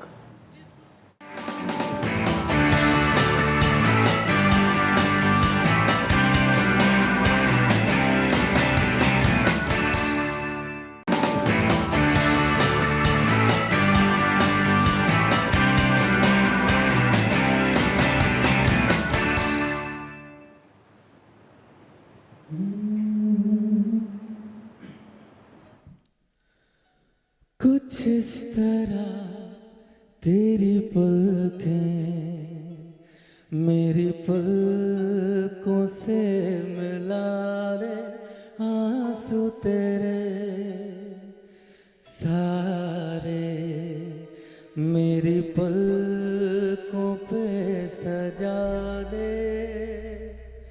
तू हर घड़ी हर बार मेरे साथ रहा है। हाँ ये जिस्म कभी दूर कभी पास रहा है। जो भी गम है ये तेरे, उन्हें तू मेरा बता दे। जो भी गम है ये तेरे, उन्हें तू मेरा बता दे। कुछ इस तरह तेरी पलकें पलकों से मिला दे आंसू तेरे सारे, मेरी पलकों पे सजा दे। वाह वाह वाह वाह वाह वाह, कितना हसीन तुमने गाया यार, कितना खूबसूरत गाया। और ये तुमने इनका मूड बनवा दिया आज ये फिर टाली पे जा रहे हैं। हाँ हाँ जा रहे हैं। अच्छा ये बताइए, वो कभी आपने पक्की उम्र का जिन देखा है? पक्की उम्र का जिन? पक्की उम्र का जिन, मैंने एक तो होता है ना नौखेज जिन, देखा ही नहीं ना कभी। है देखा ही नहीं यार दिखने का उसको। जिन देखा ही नहीं। तो सुबह बाल कैसे बनाए थे? शीशे में देख के बनाए थे? बाल ऐसे ही बन जाते हैं। यूं ही बन जाते हैं, बनते भी कहाँ हैं? हाँ बस जैसे भी है। जैसे भी है ना, ठीक ठाक। अच्छा तो ज़रा बताएं ना ब्लड प्रेशर पे कैसे वो उसका इलाज कैसे किया जाता है? ब्लड प्रेशर ये है कि हम जो है हैवी प्रोटीन वाली ज़्यादा ग़ज़ाइत वाली चीज़ें खाते हैं, देर तक आराम करते हैं, कोई मुशक्क़त का काम नहीं है, उससे निज़ाम इंहिज़ाम ख़राब होता है। जब निज़ाम इंहिज़ाम मैं आपका अभी तक ख़राब इस बात होगा। से निकल नहीं पा रहा हूँ, दरख्त पे बैठे हुए कैसे लग रहे होंगे? मेरे जहन में ना ये चीज़ आ रही है, मैं आपको झूठ नहीं कह रहा। अजीब से ही आदमी बैठा होगा, इसकी टांगे वांगे नीचे घूम रही होंगी ऐसा करके, लोग कह रहे होंगे ये कौन बैठा होगा? रात का वक्त है, रात। हाँ गाँव की रात। आप बच्चे थे उस वक्त या बड़े थे? छोटा था मैं। कितने बड़े थे? मेरा ख्याल कोई 10 साल का होगा। बहुत छोटे। और भाई तो तुम्हारे घर वाले तुम्हें 10 साल में मतलब बाहर जाने देते थे? क्या वो साथ लेके जाते थे नमाज पढ़ने के लिए? नहीं वो तो नमाज तो हम कोई, मैं को मतलब मैं कोई इसराइल में थोड़ी पला बड़ा हूँ, मैं भी नमाज ही पढ़ता था। हाँ। और सवाल मेरा ये है कि मतलब 10 साल की उम्र के अंदर आपको क्या बाहर भेज दिया जाता था? हाँ कोई मसला नहीं है वहाँ मसला नहीं था? गांव देहात में कोई इशू नहीं है इसका। यार वैसे ये बड़ी बात है, गांव के अंदर ना ये तो चीज़ें हैं, ये बड़ी पहले थोड़ा सा पीछे से बैकग्राउंड दे दीजिएगा। सब लोग एक दूसरे की फिक्र करते हैं। हाँ वहाँ अच्छी बात है। दरवाजे खुले हुए होते हैं, लॉक नहीं करना। नहीं जब से ये आए थे ना तो लोगों ने बंद करना शुरू कर दिया। लोग मना करते थे, बोले क्या हो गया यार ये? अच्छा वैसे कभी ऐसा हुआ गांव में कोई मोहब्बत तो की होगी आप तो बहुत बहुत की होगी मोहब्बत। हाँ मोहब्बत तो की होगी गाँव में। नहीं मोहब्बत नहीं हुई। हमारे कॉलेज में एक लड़की थी जिसके पीछे 90% लोग थे। हाँ 90% उसी के पीछे होता एक होती है ना, होता है। और वो आपके भाई के पीछे थी। उसमें कौन सी खास बात थी ये भी बता दे। जस्ट किडिंग ही तो इस लड़की में ऐसा क्या था कि सब बहुत था अभी हाँ बस। She is very happy. अच्छा तो हाँ तो आपसे पूछ रहा हूँ मैं, तो निज़ाम ख़राब हो जाता है। हैं निज़ाम मैदे का हज़म का निज़ाम वो तो ख़राब हो सही जाता है, खराब हो जाता है बस वो है। उसकी वजह से फिर बीपी हाई होना शुरू हो जाता है। अच्छा ओके। तो आप नहीं बताना चाहते कि कोई लड़की थी जो पहली मोहब्बत होती है वो इंसान आस पड़ोस में करता ना, करता है बिल्कुल, देखभाल जो अवेलेबल हो, जो अवेलेबल हो आसानी के साथ। जो अवेलेबल हो। अच्छा ठीक है, तो आप बताइए ना, पहली मोहब्बत यार शेयर कर लो, क्या हो गया? भी हुई भी मोहब्बत कभी नहीं हुई? तो आपने फिर शादी कर ली? हाँ शादी के बाद मोहब्बत हुई? हाँ शादी बेगम को बताया इस बात का? बिल्कुल बताया। शादी के बाद मोहब्बत तो बेगम ने बुरा नहीं माना कि यार मेरे बाद क्या मोहब्बत कर लो तुम? अब तो रोज शादी के कसमें बाद खाते बेगम बेगम से हुई ना। यकीन हैं? शादी के बाद कहीं और थोड़ी हुई, बेगम से हुई। तो वो जो आपने मुझसे बात कराई थी वो भाभी तो नहीं थी? भाभी थी यार। वो जो हैदराबाद के अंदर आपने बात करवाई थी भाभी से, तो अच्छा आपको हैदराबाद नहीं से करवाई थी, मुझे कहीं और करवाई नहीं वो कुछ और था। वो क्या था? उसने आपसे बात करनी थी। उसने आपसे बात- किसी और से कहीं और से करवाई थी। और अच्छा। शाइस्ता ने कहीं और की थी। अच्छा जहाँ मौका मिलता है वहाँ आप भाभी बनाने की कोशिश करते हैं हमारी? देखें कोशिश तो जारी है। हाँ सबसे बढ़कर हमारा भाई है, सबसे बढ़कर हमारा भाई है, गली गली हमारी भरजाई है। मेरे एक बड़े भाई हैं, मैं कोशिश करता हूँ, मैं उनकी शादियाँ अच्छी हैं, इसमें काफ़ी एक्सपीरियंस। कितनी शादियाँ उनकी? वो जितनी चाहे कर सकते हैं। फिर हार मतलब हॉकी का खेल है, शादी करना भी दो जितनी पे चाहे। तनात की हुई है। तो मैं 7 रंग का धागा लेकर गया उनके पास के, क्या मेरे रखे अंदर गए? धागा नहीं होता 7 रंग का, वो जो बांधते हैं, शागिर्द बनाते हैं, किसी को बांधते हैं ना, तो बंदे को हौसला मिलता है, ताकत मिलती है। अच्छा। तो मैं गया उनके पास, मैंने क्या कहा भाई ये 7 रंग का धागा लो, मुझे पहना दो। ये मुझे बांध दो, मेरे में थोड़ी हिम्मत आ जाए। मैं कभी इरादा करता भी हूँ ना तो वो अगला बंदे चला जाता है, या फिर मेरे में हिम्मत नहीं होती। तो वो धागा जो है वो मैंने बांधा है, अब उस पर कोशिश जारी है। धागा हिम्मत लाएगा। आप ये सोचें कि अंदर से इनके दिल में पता नहीं क्या क्या आप देख लें, अरमान है। ये सिर्फ ऑन स्क्रीन बोल रहे हैं ऐसा। अच्छा ऐसा है ऐसे नहीं, है नहीं। ऐसे है नहीं, अच्छे शरीफ आदमी। बचा लिया वो आप आपने। भी जानते हैं।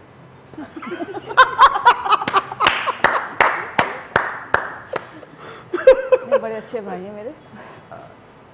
नहीं वो तो सही। तभी सारे राज जानती हूँ। क्या क्या कहती हैं? मैंने कहा बहुत अच्छे भाई हैं तभी सारे राज जानती हूँ। आप भी जानती हैं, शाइस्ता भी जानती हैं, और अब तो हमारे बहनोई जो हैं वो भी जानते हैं, अदनान भी जानते हैं। हाँ, वो- और एक दिन तो मुझ पे हैरतों के पहाड़ टूट पड़े जब अदनान ने मुझे आपके लिए कॉल किया। मैं तो हैरान हो गया था। अदनान ने मुजे कॉल किया, भैया कौन आदमी है? मैंने कहा यार यूँ भैया हमारे घर आता अजीब सी ऑफर देके चला गया। मैंने कहा क्या ऑफर? तो बड़े मसलों की बात है, मैं आपको बता रहा हूँ। तो आप ये जो खामोश शिकार करते हैं ना, ये करना छोड़ दीजिए, लोग देख रहे होते हैं।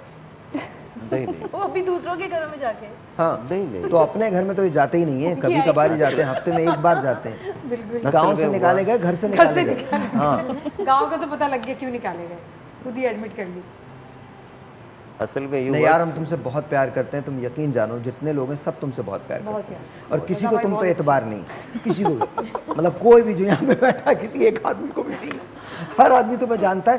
एक दिन तुम्हें टेलीविजन पे हम बताएंगे, मैं एक दिन ना मैं आपको बताऊंगा, एक दिन मैं आपको इनके कुछ कारनामे, रज़ा के कारनामे के हिसाब से ना एक उन्वान, एक मजमून लिखूंगा, वो आपको मैं ला के दिखाऊंगा, और तब आपको पता चलेगा कि रज़ा भाई हैं कैसे। बहुत अच्छे आदमी है, वी लव यू, बहुत प्यार करता हूँ मैं आपसे, इसमें कोई शक नहीं। प्यार में आप जितना प्यार करते हैं उतने ही मैं डरता हूँ अंदर से, पता नहीं क्या क्यों। कह रहे हैं? उतना ही मुझे डर लगता है। आप जितना प्यार करते हैं उनको उतना ही डर लगना शुरू हो जाता है। अच्छा ये मेरे साथ एक अजीब इत्तेफाक है, जिससे प्यार कर लूँ मुझे डरने लगता है। ये पता नहीं मेरे साथ क्या है, जिनसे मैं प्यार नहीं करता वो बिल्कुल नहीं डरते, और जिनसे मैं प्यार कर लूँ बहुत डरते हैं। हाँ ना, क्या वजह है? चले, कटरीना के खौफ की वजह तो समझ आई गई होगी आपको। एक ब्रेक है, आपसे मिलते हैं ब्रेक के बाद। We right back.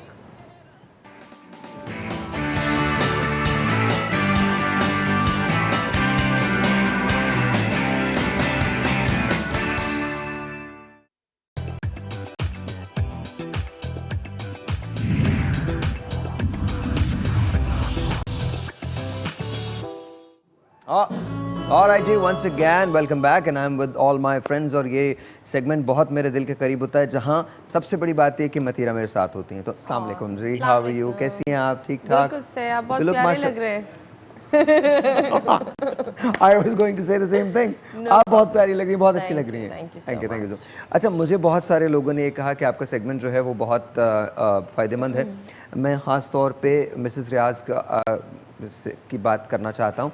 मिसेस रियाज ने अपनी एक कहानी शेयर की है, और उन्होंने ये बताया है कि उनकी बहुत अर्ली एज के अंदर शादी हुई थी, और बैक टू बैक उनकी 3 औलादें हुई, जिनमें एक साल का गैप था। फिर उनका जो चौथा बेबी हुआ वो तकरीबन 7 साल के बाद था। तो उन्होंने ये कहा कि मैंने जो सबसे ज़्यादा एंजॉय किया है बच्चे को रेज़ करना, वो अपने चौथे बच्चे को रेज़ करना वो किया है। और कहती हैं कि मैंने अपनी नंद को भी बिठा के दिखाया है आपका शो, बाकी लोगों को भी दिखाया है, और ख़ास तौर पे उनके हस्बैंड्स को भी दिखाया है, and it is very fruitful. और उन्होंने ये भी कहा है कि वो DKT के क्लिनिक भी ज़रूर जाएंगी, और वहाँ जाके जो कंसल्टेंट्स हैं उनसे ज़रूर बात करेंगी। थैंक यू सो मच, बहुत बहुत शुक्रिया। आपका नाम मुझे लेना था, मैंने आपका नाम लिया। It's really nice to know कि आप जो काम कर रहे हैं लोगों से देख रहे हैं। बहुत बहुत शुक्रिया। थैंक यू मिसेस रियाज, बहुत बहुत शुक्रिया। Thank you for sharing your story. आपकी स्टोरी जो आपने शेयर की है वो बहुत अच्छी है। हम जो बात हमेशा से करते चले आए हैं वो बात आज भी हो रही है, और it's high time that we all become educated in this. हमको इसके लिए बात करनी है। अगर हम बात नहीं करेंगे तो बहुत मुश्किल हो जाएगा। आई नो मतीरा के पास, जब हमने इस प्रोजेक्ट का जिक्र किया तो मतीरा के पास टाइम नहीं था, लेकिन मतीरा ने भी सिर्फ इसलिए हामी भरी because she also wants to make sure कि ख़वातीन की हेल्थ बहुत इम्पॉर्टेंट है। हम न जाने कितनी माएँ, कितनी बहनें, कितनी बेटियाँ हर साल हादसात की नज़र इस किस्म के होने वाले हादसात की नज़र हो जाती हैं। हमने कुछ दिन पहले एक शो किया था जिसमें हमें पता चला था कि एक रेडी पे, याद है आपको, एक रेडी पे बारिश के दौरान, अल्लाह ताला रहम करे, अल्लाह ताला रहम करे, जो प्री नेटल केयर होती है वो प्रोवाइड नहीं की गई, और उसकी वजह से जब बेबी हो गया तो उसके बाद उनकी डेथ हो गई एक्सेसिव ब्लीडिंग की वजह से। मुझे याद है, बल्कि एक शेयर मैं आपसे करता हूँ बात, फिर उसके बाद हम लोग इस बात को आगे बढ़ाएंगे। और मुझे बहुत खुशी है कि आज हकीम साहब जो हैं वो भी हमारे साथ हैं। It's a wonderful feeling. Thank you so much ji, बहुत बहुत शुक्रिया। हम क्लिनिक करते हैं रोज़ी गोट में, जहाँ पर हम 150 मरीज़ तकरीबन डेली देखते हैं। आप यकीन जानिए उमराइल हुआ ये था कि हमने जब ये क्लिनिक शुरू की थी तो जाहिर है मैं डॉक्टर नहीं हूँ, लेकिन हमारे साथ 3 डॉक्टर्स काम करते हैं। तो उन्होंने एक रोज़ मुझे आके बताया कुछ 6 महीने के बाद कि भाई वहाँ प्रेगनेंसी के दौरान और प्रेगनेंसी के बाद डिलीवरी के वक्त अमवात हो जाती हैं। उसका बहुत सारे रीजंस हैं। एक तो मेल न्यूट्रिशन, खाना ही नहीं है, फिर इसके बाद प्री नेटल केयर ही नहीं है, फिर उसके बाद पोस्ट नीटल, पैदाइश के बाद भी कोई केयर नहीं है। तो मैंने कहा उसके लिए क्या करना पड़ेगा। हमने फिर ये किया कि हमने 5,000 रुपये का वजीफ़ा रख लिया, जो प्रेगनेंसी का था वो हमने रख लिया, साथ साथ उनको जहाँ पर भी उनको जाना होता वहाँ उनकी डिलीवरी, उनकी फ़ीस वगैरह वो हम देते। और दूसरा प्री नेटल के अंदर हमने ये रखा कि बाकायदा उनको फूड प्रोवाइड करने लगे, बाकायदा उनकी जो अद्वियात हैं, मेडिसिन जो उनको लेनी होती हैं, जो उनके वाइटामिन लेने होते हैं वो हम उनको प्रोवाइड करने लगे। आप यकीन जानिए 3.5 साल के अरसे में जहाँ पर पहले अमवात हुआ करती थी, आज वहाँ पिछले साल 0 अमवात हुई, 0 अमवात हुई हैं। और ये चंद लोगों की वजह से, चंद डॉक्टर्स की वजह से जो आगे बढ़े, जिन्होंने आगे बढ़ के काम किया। देखिए बहुत सारे लोग मुझे कहते हैं साहिर भाई आप बहुत काम करते हैं, मैं नहीं काम करता। ये वो लोग हैं, मैं आपको आज शेयर कर रहा हूँ, आज बहुत दिल की बात मैं आपसे शेयर कर रहा हूँ। दिल बहुत तकलीफ़ में है मेरे, बिकॉज हम एक्चुअल हीरोज़ को भूल जाते हैं। हम जिस जगह क्लिनिक करते हैं वहाँ पर एक एसी है, खासी बड़ी वो क्लिनिक है, और मुश्किल हो जाता है गर्मियों के मौसम में एसी का प्रॉपर फंक्शन करना। और एक वक्त में जब आपके पास 150 मरीज़ हों और मुसलसल मरीज़ों का रश लगाओ तो बड़ा मुश्किल होता है। फिर उसके अंदर हर किस्म के मरीज़ आते हैं, इंजेक्शंस के आते हैं, आईवीज़ के आते हैं, राइट, बुखार के आते हैं, नज़ले के, खांसी के, प्रेगनेंसी के, इसके सब के मरीज़ आते हैं। डॉक्टर्स मैंने ख़ुद देखा है, डॉक्टर इफ्तिखार और मिसेस कैसर इफ्तिखार, उनके माथे पे पसीना आ जाता है, वो पसीने पसीने हो जाते हैं। हमारे जो वार्ड बॉयज़ हैं वो पसीने पसीने हो जाते हैं, जो कंपाउंडर्स हैं, 2 कंपाउंडर्स हैं, वो पसीने पसीने हो जाते हैं, लेकिन वो एक टांग पे खड़े होकर सब काम कर रहे होते हैं। सो थैंक यू, ये हमारे हीरोज़ हैं, ये वो लोग हैं जो वाकई काम करते हैं। मैं कुछ भी नहीं करता, मेरा काम होता है एक चेक लिख के देना, दैट्स ऑल आई डू। इसके अलावा मेरा कोई काम नहीं है। जो काम कर आई थिंक इस पे देखें वो होती है, लेकिन ये देखिए वो तो मैं नहीं दूंगा, कोई और दे देगा, कोई और नहीं देगा, कोई और दे। आप रोजी गोट में कैसे लेके जाएंगे डॉक्टर्स को कि वो वहाँ काम करें? सही बात। अपनी प्रैक्टिस छोड़ के दोनों डॉक्टर्स अल्हम्दुलिल्लाह सुबह नौकरी भी करते हैं, और फिर उसके बाद जब वो आते हैं तीनों डॉक्टर्स शाम को शुरू करते हैं तकरीबन 2 बजे, और 2 बजे से रात 9 बजे तक, कम समटाइम्स इवन 11 o'clock। फिर इसके बाद सुबह उनको जाना होता है अपनी ड्यूटी के लिए। अगर किसी का पैशन होता है ना किसी को सही हेल्प करना, तो उस चीज़ पर आई बिलीव कोई नहीं आ सकता, क्योंकि उन्होंने एक पैशन बना दिया। और वही पैशन आई बिलीव जो हमारी यंग जनरेशन में आना चाहिए, एक दूसरे को हेल्प करना। And that's when you know when अच्छे माँ बाप होते हैं, अच्छी तरबियत होती है, शेयरिंग और ये सारी चीज़ें सिखाई जाती है बच्चों को, तो बच्चे को ये सारी चीज़ें फिर जब वो आउट बाहर निकलता है तो वो लोगों की मदद करता है। बहुत सारे लोग होंगे, अगर आप, मैंने ये खुद देखा है कि किसी की थैली गिर जाती है तो ज़्यादातर लोग बाहर बराबर से चले जाते हैं, कोई रुकता नहीं। बहुत कम लोग होते हैं जो रुकते हैं, मदद करते हैं। लेकिन थैली गिर जाती है, किसी का पैसा गिर जाए, सब रुक जाएंगे। सबसे पहले जिसका उनको बताएंगे भी नहीं जिनके गिरे। हाँ बिल्कुल नहीं बताते। अच्छा, तो हम बात करें, हमने अक्सर बात की है जी कि अर्ली मैरिजेस में फैमिली प्लानिंग करनी चाहिए, लेट मैरिज में भी करनी चाहिए। और लेट मैरिजेस में जब आते हैं तो प्रेगनेंसीज जब होती हैं तो फिर उस वक्त क्या होता है, कॉम्प्लिकेशंस ज़्यादा होती हैं। तो विल स्टार्ट विद यू और whoever wants to take that. देखिए, अगर लेट मैरिजेस होती हैं तो अगर कॉम्प्लिकेशंस जैसे बात हुई तो उसमें सबसे पहले जो इम्पोर्टेंट चीज़ है, कंप्लीट चेकअप होना बहुत ज़रूरी है। डॉक्टर से कंसल्ट करना, देन उसके बाद आपने डिसाइड करना है, प्लान करना है कि आप करना क्या है। इसलिए कि थोड़ा अब होता क्या है कि लेट 30 के अंदर शादी हो रही है तो बहुत सारे इश्यूज़ वैसे ही स्टार्ट हो जाते हैं आजकल तो, कि डायबिटीज़ भी हो सकते हैं, बीपी का भी हाई होना है, या कोई और इशू भी है। तो कंप्लीट चेकअप, देन उसके बाद आपको प्लान करना चाहिए। बहुत सारे ऐसे इश्यूज़ हैं मेल एंड फीमेल दोनों के अंदर कि वो आगे कहना चाहिए बच्चे के लिए मुश्किल हो सकता है, और बच्चे के अलावा खुद औरत के लिए भी बहुत प्रॉब्लम हो सकती है। आई थिंक ज़्यादातर औरत के लिए मुश्किल हो जाता है, क्योंकि बच्चा नॉर्मली होता है, जो एक बच्चा होता है वो माँ से पूरी जो विटामिन ले लेता है, मतलब चाहे वो it's like it just takes it like a magnet. तो माँ चाहे या ना चाहे खाली रह जाती है in the end, she is got nothing. तो उस स्टेज में आई बिलीव लेकिन बहुत सारी औरतें 40 की एज में 50 की एज में अनप्लान्ड बेबीज कर रहे हैं और काम पर भी आते हैं। बहुत सारे मैंने मेड्स देखी है, उनकी उम्र ठीक ठाक होती है, उनकी जवान बच्चियां भी होती है, लेकिन वो खुद और वो खुश हो जाती हैं कि उनकी व्हाट यू कॉल, उनको लगता है अगर वो लड़का हो रहा है तो ऐसे बोलेंगे जैसे मेरा पहला बेबी हो रहा है। But this is very unhealthy, like वो भी काम कर रहे हैं, आप अपना ख्याल नहीं रख रही, तो आप क्या करोगे? बच्चे को आप कैसे लेकर चलोगे? मैं अभी थोड़े दिन पहले, पता नहीं मुझे किसने बताया था कि एक बहू जो थी वो अपनी सास को लेके आई थी because she was family. Yes, there was a doctor who said that. Yeah. Right. You remember that, right? Yeah. One of those programs. Yes, I think it was pretty funny. Yeah, मतलब like कोई बात नहीं, बहू अपनी सास को लेके आ रही है किसी। But then again, you never know. हमारे अच्छा वो जो हम बात करें ना, because you don't know कि सास की उम्र क्या है।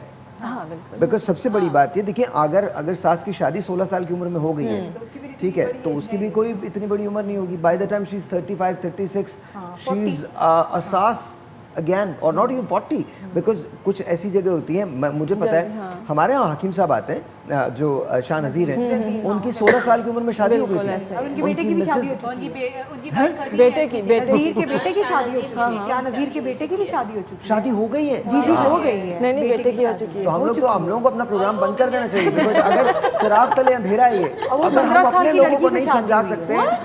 इनका बेटा 16-17 साल का, 15 साल की उनकी शाह नज़ीर साहब को कॉल लें, शाह नज़ीर साहब को कॉल कर लें, अभी बात करते हैं। नहीं दिस इज वेरी, देखिए मैं I really would like to know कि क्या पाकिस्तान में, गवर्नमेंट ऑफ पाकिस्तान का ये लॉ है कि दोनों का 18 साल का होना बहुत जरूरी है। लेकिन ये बहुत छोटे हैं इनके बेटा नहीं, बात पक्की हुई है या शादी हो चुकी है, 6 महीने हो चुके हैं। लड़की शायद 15 साल की है ना, बताया था इनकी बहू की। मैं प्लीज कॉल लीजिए शाह नज़ीर साहब को कॉल पे रखिए। और मैं लव मैरिज है उन बच्चों की लव मैरिज है, अगर मैं वालिद हूँ और मेरे बच्चे 15 साल की उम्र के हैं और मैं वालिद हूँ, तो मैं आपको बता दूं, मैं लव के साथ वो हशर करूं कि आपकी सोच है, वो लव ऐसा निकले ना। इस टाइम पर किसी को पता नहीं होता what is love. I think आप नहीं, वो लव सारा निकल जाएगा। बच्चे भाग गए थे ना। और मेरे तो मैं तशद्दुद नहीं करता, मैं तो लॉजिक की मार मारूं। मतलब मैं तो आपको आधे घंटे में आपका कच्चा छट्टा खोल के आपके सामने रख दूं कि बेटा ये प्यार व्यार, अच्छा मैं ये नहीं कह रहा, हो सकता हो, बिल्कुल हो, मोहब्बत हो, लेकिन रिस्पॉन्सिबिलिटी तो है ना। देखिए because this is to me, ये आप रॉब कर रहे हैं और ये बच्चों को। इनका बचपन है, बचपन जहाँ इन लोग को ये शादी और व्हाट यू कॉल, ये रिवायतें और ये सारी चीज़ों से अटैच नहीं होना, इन लोग को ये समझना है व्हाट इज ह्यूमैनिटी। देखें, ह्यूमैनिटी भी है। सबसे पहली बात, फोकस ऑन योर स्टडीज, सबसे पहली बात, स्टे इन स्कूल, कुछ बनना है, कुछ आगे करना। ब्रेक के बाद अगर मैं कोशिश कर रहा हूँ कि शाह नज़ीर साहब से मेरी मुलाकात हो जाए, कम से कम टेलीफोन पे हो जाए, मैं उनसे ये पूछना तो चाहता हूँ, ये चिराग तले अंधेरा क्यों, हम इतनी मरतबा बात कर रहे हैं, लेकिन आई थिंक जब से हमने बात करना शुरू की है, ये उसके बाद, उससे पहले का वाक़या है। वो अच्छा, ये शादी में जो उम्रों का फ़र्क होता है ये भी बुरा होता है। मतलब अच्छा है, बहुत अच्छा है, नहीं बहुत अच्छा है, लेकिन मुझे जो अफसोस होता है वो ये होता है कि आपकी एक शादी ऑलरेडी है और कहीं एक और बात भी चल रही है, फिर आप किसी और की तरफ भी मुतवज्जा हो जाएं और इरादा कर लें कि आप वो शादी कर लेंगे, चाहे उस बच्ची की उम्र 16-17 साल ही क्यों हो। बिल्कुल, ये गलत। तो ऐसे लोगों को क्या कहा जाए, मैं अभी बात करूँगा। छोटा सा ब्रेक है, आपसे मिलते हैं ब्रेक के बाद।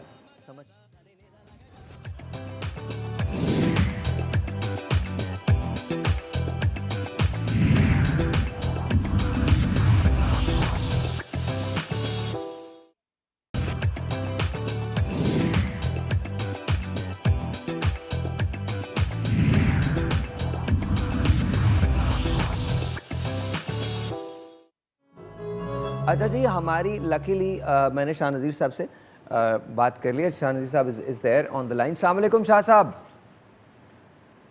अस्सलाम वालेकुम शाह साहब, भाग गए शाह साहब।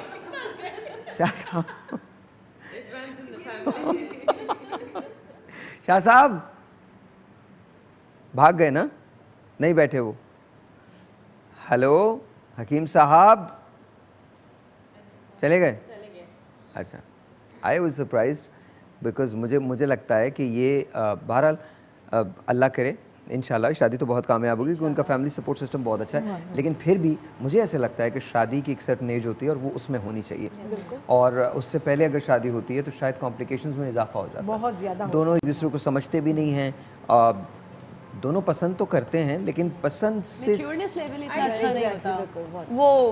वो एक दूसरे से वो एक होता है ना खिलौना पसंद आ गया, वो वाला पसंद करते हैं। रियलिटी दैट बच्चों में ये होता है कि थोड़े टाइम के लिए दे लाइक समथिंग एंड कुछ टाइम बाद इन लोगों का दिमाग बदलता है and that's when the person goes कोई और चीज़ पसंद आ जाती है, दिल भर जाता है, एक्स्ट्रा मैरिटल अफेयर शुरू हो जाते हैं, व्हाट यू कॉल लड़ाई झगड़ियाँ हो जाते हैं, या फिर उनके माइंड में ही मिल रहे होते हैं, हर चीज़ भी बुरी लगने लगती है। And then the worst part is क्योंकि फैमिलीज ने करवाई होती है ना, तो दो बच्चे कुर्बानी इसलिए दे रहे होते हैं, दो फैमिलीज अच्छा टूट ना जाए। उस जगह क्या हो जब फैमिलीज करवाना नहीं चाहती लेकिन करनी पड़ती है, बिकॉज बच्चे जो हैं वो ये कह देते हैं कि जी हम तो अगर आपने नहीं किया तो हम घर से भाग जाएंगे, कुछ और आई थिंक फिर तो करना चाहिए बिकॉज बच्चे को सेफ रखना चाहिए। अच्छा, शाह साहब इज ऑनलाइन नाउ। अस्सलाम वालेकुम।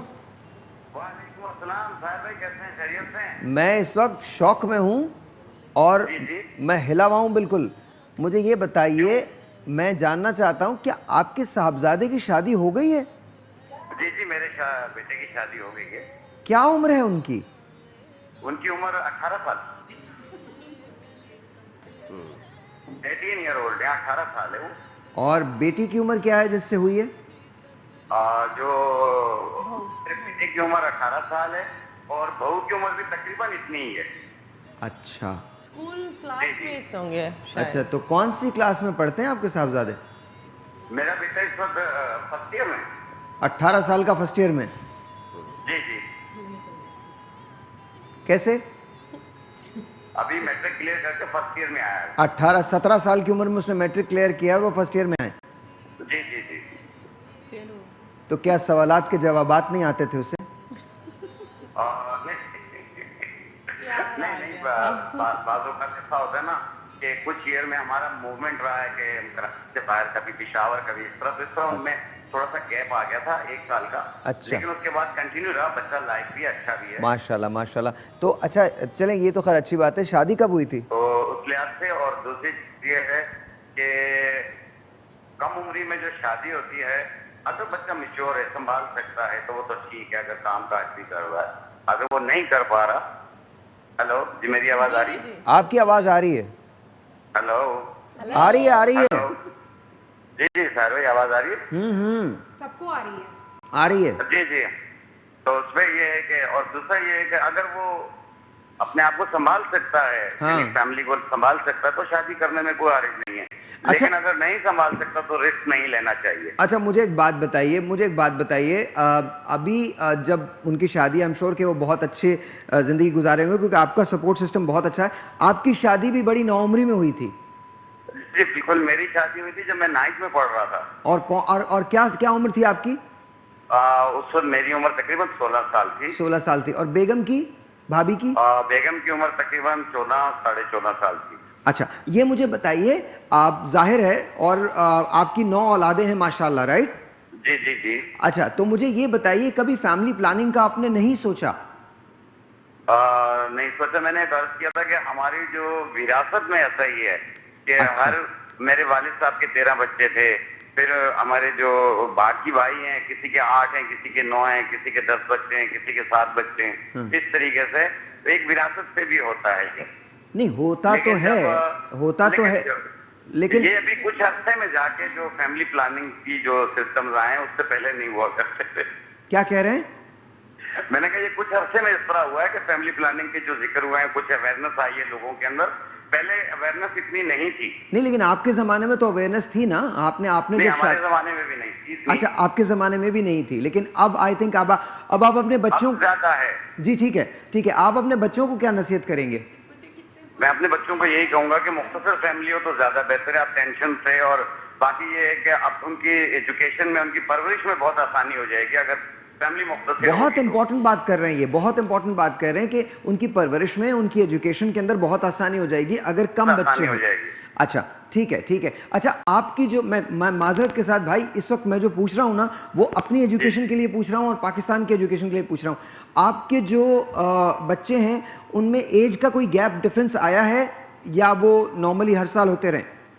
नहीं, गैप आया है। ठीक है, मेरे पहला बेटा जो है वो शादी के तकरीबन 1 सवा साल के बाद पैदा हुआ।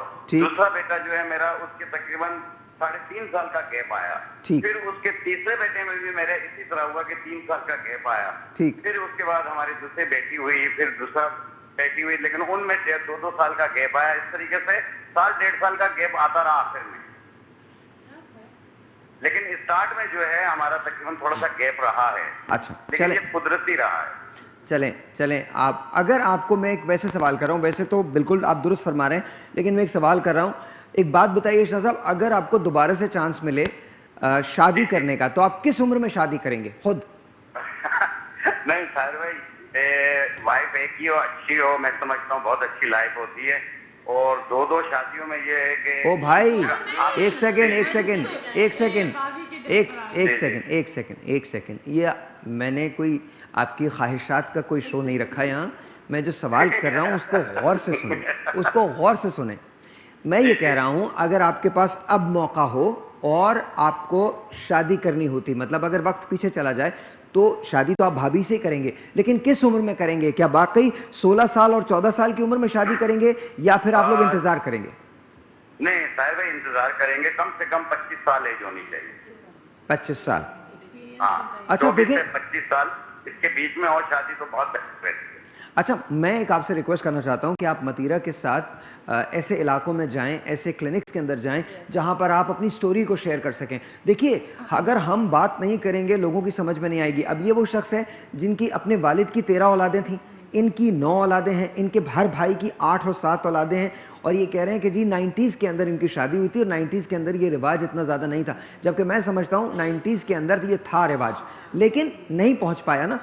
लेकिन अब ये समझते हैं, ये कहते हैं कि जी शादी की एज जो है वो 25 साल के करीब होनी चाहिए, which is I think absolutely fine.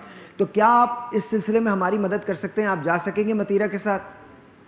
जी साहिर भाई, क्यों नहीं जा सकेंगे, और जितनी अवेयरनेस होगी इंशाल्लाह हम जरूर देंगे। सारे जो हस्बैंड्स हैं, आई बिलीव उन लोगों को ये स्टोरी सुनना बहुत जरूरी है। बहुत जरूरी है। और अगर कोई सामने होकर अपना एक्सपीरियंस बताता है ना, दे कैन रिलेट। बताऊंगा, जिस तरह मैंने कहा कि ना हम 90s में मेरी शादी हुई है, उस वक्त अवेयरनेस थी, लेकिन हम तक अवेयरनेस नहीं पहुंच पाई थी। बिल्कुल सही कह रहे हैं आप। यानी काफी घराने ऐसे होते हैं जिन तक अवेयरनेस नहीं पहुंच पाती है। बिल्कुल सही है। तो उसमें यह है कि हम चाहते हैं कि हर जगह अवेयरनेस हो और एक एज लिमिट हो कि इस एज में शादी हो जानी चाहिए, इससे कम उम्र में नहीं होनी चाहिए। नहीं, आप बात एक इंसान नहीं संभाल पाता। सर, मैं आपकी बात से 100% मुत्तफिक हूँ। मुझे लगता है कि आप जैसे लोगों को आगे आना चाहिए, बताने चाहिए अपने एक्सपीरियंसेस। आपने 2-3 बड़ी कमाल बातें की हैं। आपने जो पहली बात की है, जो मुझे सबसे अच्छी लगी है, वो ये कि अगर कम बच्चे होंगे तो आपकी परवरिश में, उनकी एजुकेशन में बहुत आसानी रहेगी। बहुत आसानी रहेगी। ऑलराइट सर, बहुत बहुत शुक्रिया, थैंक यू सो मच। और ये आपने वैसे मेरा आपका सवाल है, आवाज़ आ रही है मेरी? जी जी बिल्कुल आ रही है। ये बताइए, आपने दूसरी शादी की तो मैंने बातें नहीं की थी, आपने कैसे सोच लिया? दिल में लड्डू फूट पड़े। हाँ, नहीं मैंने सोचा नहीं था सर। नहीं आपने सोचा है। यहाँ पर 6 लोग मेरे अलावा मौजूद हैं जो ये, हम सब गवाएं। आपने सोचा था? आपके अंदर कोई खास चीज़ जो है वो बेदार हो गई थी अचानक से? खुश हो गए थे, जवान हो गए वापस। आपकी मोहब्बत और आपकी आवाज, और साहिर भाई मैं, आप यकीन कीजिए, मैं आप जैसा होस्ट खुद बनना चाहता हूं कि आप जैसी मैं बात भी मैं भी कर सकूं। मैं आप जैसा बिल्कुल नहीं बनना चाहता। अच्छा, एक बात बताइए, एक हम ब्रेक लेते हैं, लेकिन एक बात ब्रेक से पहले मुझे एक बात बताइए शाह साहब, आपकी जो आखिरी औलाद है वो कब हुई है? मेरी आखिरी औलाद अभी 1.5-2 साल पहले हुई है। मेरी बेटी हुई है। माशाल्लाह माशाल्लाह, बेटी तो जाहिर है, बेटी बहुत बहुत खुशी है मुझे इस बात की। लेकिन हैं, क्या कह रहे हैं? 22 अप्रैल 2007 को हुई है। अच्छा, बिल्कुल। सवाल मेरा वजूहात आपका भाई, वो क्या मतलब? आवाज सही नहीं आ रही। अच्छा, मैं सवाल जो करना चाह रहा हूँ ना, मेरी जबान लड़खड़ा रही है, क्योंकि मुझे वजह समझ में नहीं आ रही कि आपके पहले ही 8 औलादें थीं। जी जी जी। तो ये 10 से पहले उन्होंने बस क्यों? साहिर भाई, ये अब मैं क्या ऑनियर बताऊं आपको? ना बताएं। ना बताएं। अल्लाह की देन है और अल्लाह सबको औलाद भी दे। आमीन। और आमीन सुमा मैं यही कहूँगा कि जितनी मुख्तसर फैमिली होगी उतनी बेहतरी होगी। और ये बात बड़ी अच्छी है, बट बहुत बहुत अच्छी बात की आपने, बहुत अच्छी बात की। जी बहुत शुक्रिया साहिर भाई। मैं ब्रेक ले रहा हूँ, फ़ोन पे रहिएगा। जी जी जी जी।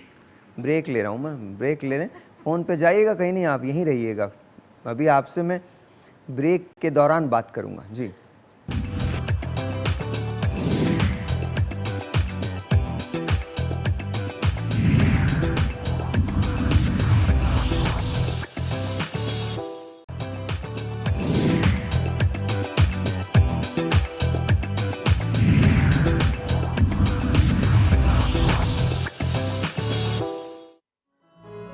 और जी once again welcome back in Matira. I think ये मैसेज जो है ये पहुंचना चाहिए, एंड आई थिंक ये जो स्टोरी अभी शेयर की है और यू नो ये प्रैक्टिकल एक्सपीरियंस है इनका। एक्चुअली मर्द रिलेट कर पाएंगे जब एक औरत बता रही होती है ना एक मर्द को कि देखो आपको ये नहीं करना, वो नहीं करना, उसको ना थोड़ा सा ये हो जाता है दैट यू नो क्या हो गया है, वो एक होता है ना दैट उनकी ईगो थोड़ी सी हर्ट होती है। क्योंकि बात बताइए, कभी कभी जब आप ऐसे बात करती हैं तो मुझे लगता है कि ये रियल नहीं है। नो इट्स एक्चुअली रियल, क्योंकि जब मैं गई थी मर्द ऐसे और होते हम हैं, बात कर रहे थे really? तो बहुत ही अच्छा कम। मैंने ऐसे मर्द नहीं देखे, मैंने नहीं देखे। मतलब कि अगर कोई खातून बात कर रही है तो आप ये कैसे कह सकते हैं कि यार ठीक है? नहीं, खातून नॉर्मली बात कर रही हो वो नॉर्मल है, लेकिन जब आप उनके खानदान पर आ जाते हैं ना तो उनको लगता है कि आप उनकी यार मेरे ख्याल में इज्जत पर हर आ जगह रहे हो। रूरल की बात नहीं है, शायद हर जगह ही है। मर्दों के पास एक ही जवाब होता है, भाई हमारी मर्जी। औरतों को ये मर्द की बात वो सुनते हैं। आई विश कि कभी हम एक ऐसी दुनिया में रहें जहाँ पर औरतें ये कहें कि हमारी मर्जी। नहीं, फिर तो मजीद अजीब हो जाएगा हाल। नहीं देखें देखें बात सुनें, वो पेंट देखिए, मुझे एक रस्म बहुत बुरी लगती है और वो रस्म ये है कि जब चाय की ट्रे उठा के एक लड़की दाखिल होती है और फिर आप ये डिसाइड करते हैं उसके घर को देख के, उसकी शक्ल को देख के, उसके रंग को देख के कि उनकी उससे सर्विंग को देखकर उन्होंने क्या सर्व किया हुआ है। लेकिन मुझे लगता है कि अगर इस प्रोसेस से एक मर्द गुजरे तो जो तकलीफ एक औरत को होती है वही तक, बिकॉज देखिए वहाँ पर सिर्फ वो अकेली बच्ची नहीं होती, उसकी माँ भी होती है और उसकी जब वो बहन रिजेक्ट और उसका होती है, बाप तो भी it's होता worse. है और उसका बाप भी होता है। तो मेरे ख्याल में बेटियों को इज्जत दीजिए और आई थिंक चीज़ें बेहतर हो जाएंगी। तो आई थिंक आप अगर इनके साथ जाएंगी तो मेरे ख्याल में ये एक स्टोरी ऐसी है जो पाकिस्तान को बताई जा सकती है। एब्सोल्युटली राइट, लोग रिलेट कर पाएंगे क्योंकि उन लोग की फीमेल्स को आप सपोर्ट करें तो वो एक ये होता है कि ये फेमिनिस्ट स्टोरी है, ठीक है। उन लोग को ये लगता है कि आप जाएं, आप बड़ी वेस्टर्न है और हम थोड़े ऐसे हैं, बिगाड़ रही हैं, इस तरह का लेकिन जब कोई एक बंदा आकर बोलता है ये सारी चीज़ें, I am sure they will be able to relate and थोड़ा बहुत समझेंगे भी। तो अगर हम सपोर्ट करते हैं फीमेल्स को तो हम क्या हो रहे हैं? नहीं, I mean, देखिए बहुत बहुत सिंपल सी बात यह है कि वी आर ह्यूमंस, ह्यूमंस के अंदर ही जेंडर है, लेकिन कोई चीज़ जेंडर स्पेसिफिक नहीं है। हमको ये नहीं करना चाहिए। तो अब मेरे आपसे रिक्वेस्ट ये होगी कि डीकेटी की जो क्लिनिक्स हैं आप वहाँ पर जाइए। देखिए मैंने आपको पहले बताया 1200 के करीब क्लिनिक्स हैं, 1200 के करीब यूनिट्स हैं जहाँ पर people are ready to serve you, people are ready to talk to you. वो आपसे बात करना चाहते हैं, आपका कोई भी मसला है वुमेन हेल्थ को लेके, कोई भी मसला है आप उनसे बात कर सकते हैं। साथ साथ वो आपको, आप उनके पास जब जाएंगी तो ये भी पूछिए कि बिज़नेस की अपॉर्चुनिटी क्या है, तो वो आपको बताएंगे कि किस तरह से आप अपने इलाके में ऐसी एक क्लिनिक को खोल सकते हैं और उसको रन कर सकते हैं और बाकायदा उससे अपनी अर्निंग जो है वो कर सकते हैं। ये दुनिया के 50 ममालिक में है और ये पाकिस्तान की खुशकिस्मती है कि पाकिस्तान में ऐसे 1200 यूनिट्स काम करते हैं। Karachi, Sindh, rural Sindh, Punjab, KPK, Balochistan, everywhere ये बेतहाशा लोग यहाँ पर काम करते हैं। अब थोड़े दिनों के बाद मतीरा जो है वो भी वहाँ जाना शुरू करेंगी और आपसे बहुत सारी ख़वातीन मिलेंगी, बहुत सारे लोग अपने प्रॉब्लम्स को डिस्कस करेंगे। हम बात कर रहे थे कि जब लेटर एज के अंदर शादी होती है तो प्रेगनेंसी के अंदर ज़ाहिर इश्यूज़ तो आ जाते हैं, इश्यूज़ आ जाते हैं। कभी कभी मेनोपॉज जल्दी शुरू हो जाता है, तो वो भी बहुत ज़रूरी होता है दैट अगर आप to be a healthy woman you should keep yourself check. चाहे आपको बेबी चाहिए नहीं चाहिए, अगर आपके डेट्स मिस हुए हैं फिर भी वो भी कभी कभी ये होता है डेट्स मिस हो जाते हैं और बहुत ही बड़ा प्रॉब्लम निकल आता है। ओवरीज में मसले हो जाते हैं and all of these things exist. तो अगर आप अपने आप को चेकअप करते रहेंगे and you will go and talk to these women and these nurses will help you and they'll do it without any charges and they'll explain you तो वो एक बहुत ही प्लस पॉइंट होता है। ज़्यादातर लोगों को ये लगता है कि फैमिली क्लिनिक सिर्फ यही होती है कि आप अंदर घुसे और आप बस बच्चों के बारे में बात करके निकल जाए। नहीं, इट्स आपकी प्राइवेट जो लाइफ है, जो आप अनाउंस नहीं कर सकते, वो आप अकेले जाकर भी नहीं, और फिर बहुत कर सारे सकते हैं। ऐसे इंटरनल प्रॉब्लम्स होते हैं ख्वातीन के, जिसके बारे में बात करना, जिसको एड्रेस करना बहुत जरूरी है। हमने वन ऑफ द शोज जो इससे पहले हमने किए थे, आपने उसको देखा था ना, आपने उसको बहुत पसंद किया था, थैंक यू सो मच। उसमें हमने अर्ली प्रेगनेंसी की, यानी जो टीनेज प्रेगनेंसीज होती हैं, टीनेज शादियां होती हैं, उनकी बात की थी।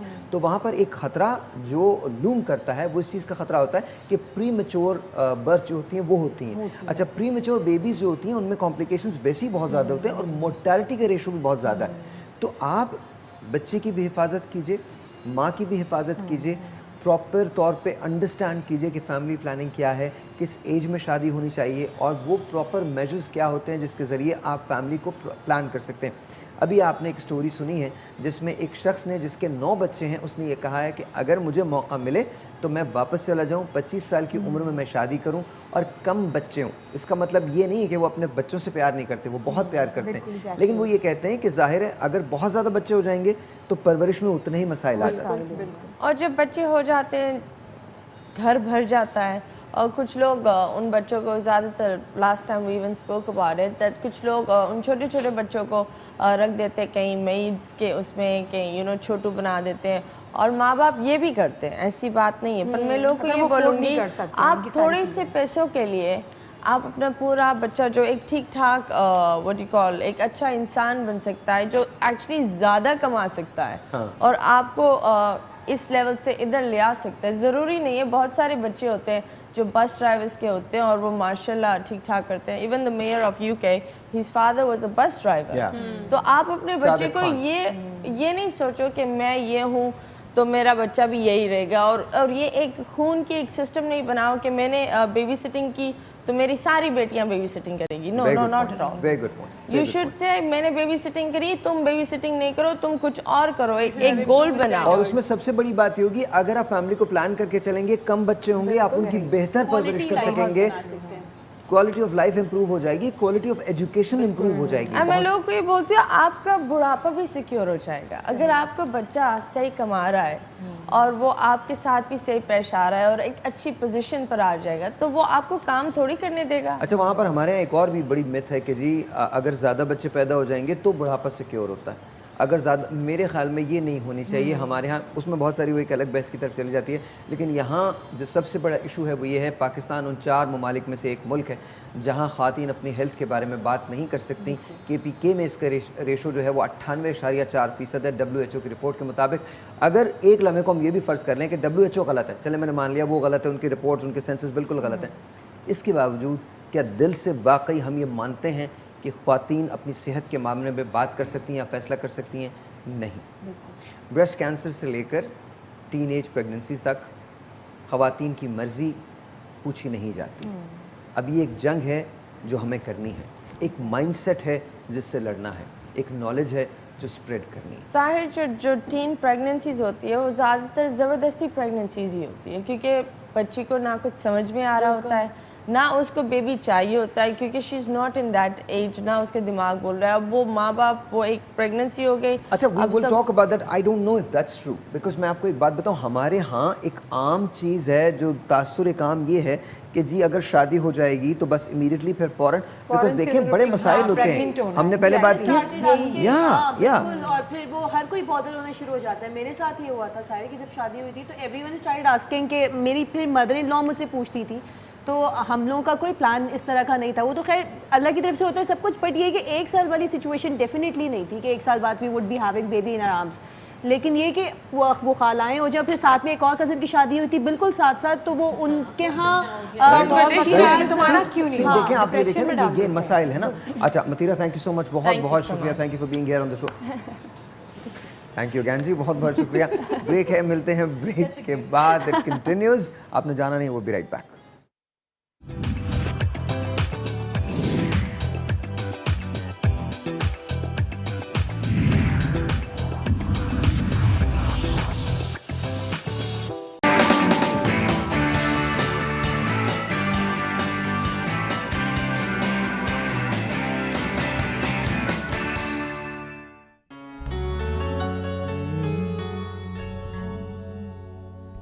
मैं तेरे अजनबी शहर में ढूंढता फिर रहा हूँ तुझे,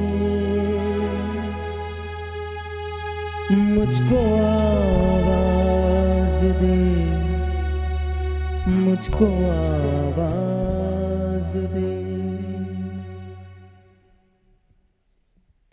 मैं तेरे अजनबी शहर में ढूंढता फिर रहा हूँ तुझे, मुझको आवाज दे, मुझको आवाज दे।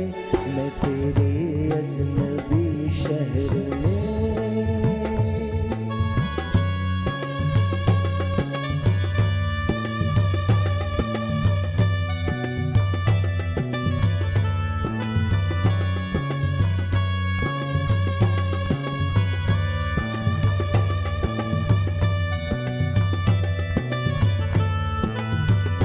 किससे पूछूं मैं तेरा पता, लोग उड़ाते हैं मेरी हंसी, तेरी राहों से हूँ बेखबर, देख आकर मेरी बेबसी, तुझसे मैं दूर हूँ कितना मजबूर हूँ, जख्म दिल के दिखाऊं किसे, मुझको आवाज दे, मुझको आवाज दे। मैं तेरे अजनबी शहर में ढूंढता फिर रहा हूँ तुझे, मुझको आवाज दे, मुझको आवाज दे। मैं तेरे अजनबी शहर में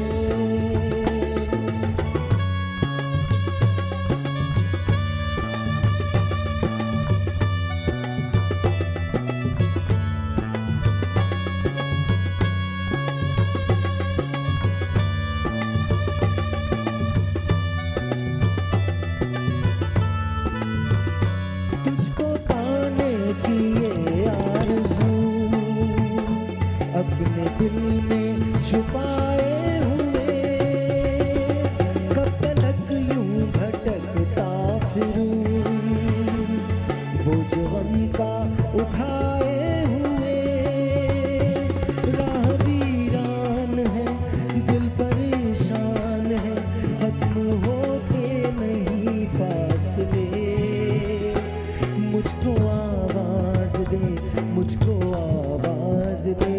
मैं तेरे अजनबी शहर में ढूंढता फिर रहा हूँ तुझे, मुझको आवाज दे, मुझको आवाज दे। थैंक यू जी, बहुत बहुत शुक्रिया, बहुत बहुत शुक्रिया जी। उमर राहिल, क्या बात कर रहे हैं हम, ज़रा बता दीजिए। अच्छा, हेयर्स के बारे में हम बात कर रहे थे, बालों के बारे में। बालों के बारे में। हाँ जी।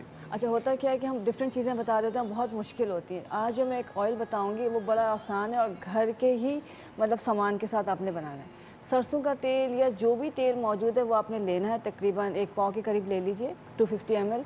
और उसमें जो डालना है वो सब घर की जो सब्जियाँ होती हैं मैं आपको बता देती हूँ। उसमें प्याज है, तकरीबन 1 अदद मीडियम साइज़ की प्याज, एक जो आलू होता है मीडियम साइज़ का छिलके के साथ, 1 अदद चुकंदर, थोड़ी सी पालक और 1 टुकड़ा अदरक का, और थोड़ी ये आपने ऑयल में डालनी है? ये सारी चीज़ें मैं बता रही हूँ, और थोड़ा से लहसुन के जवे।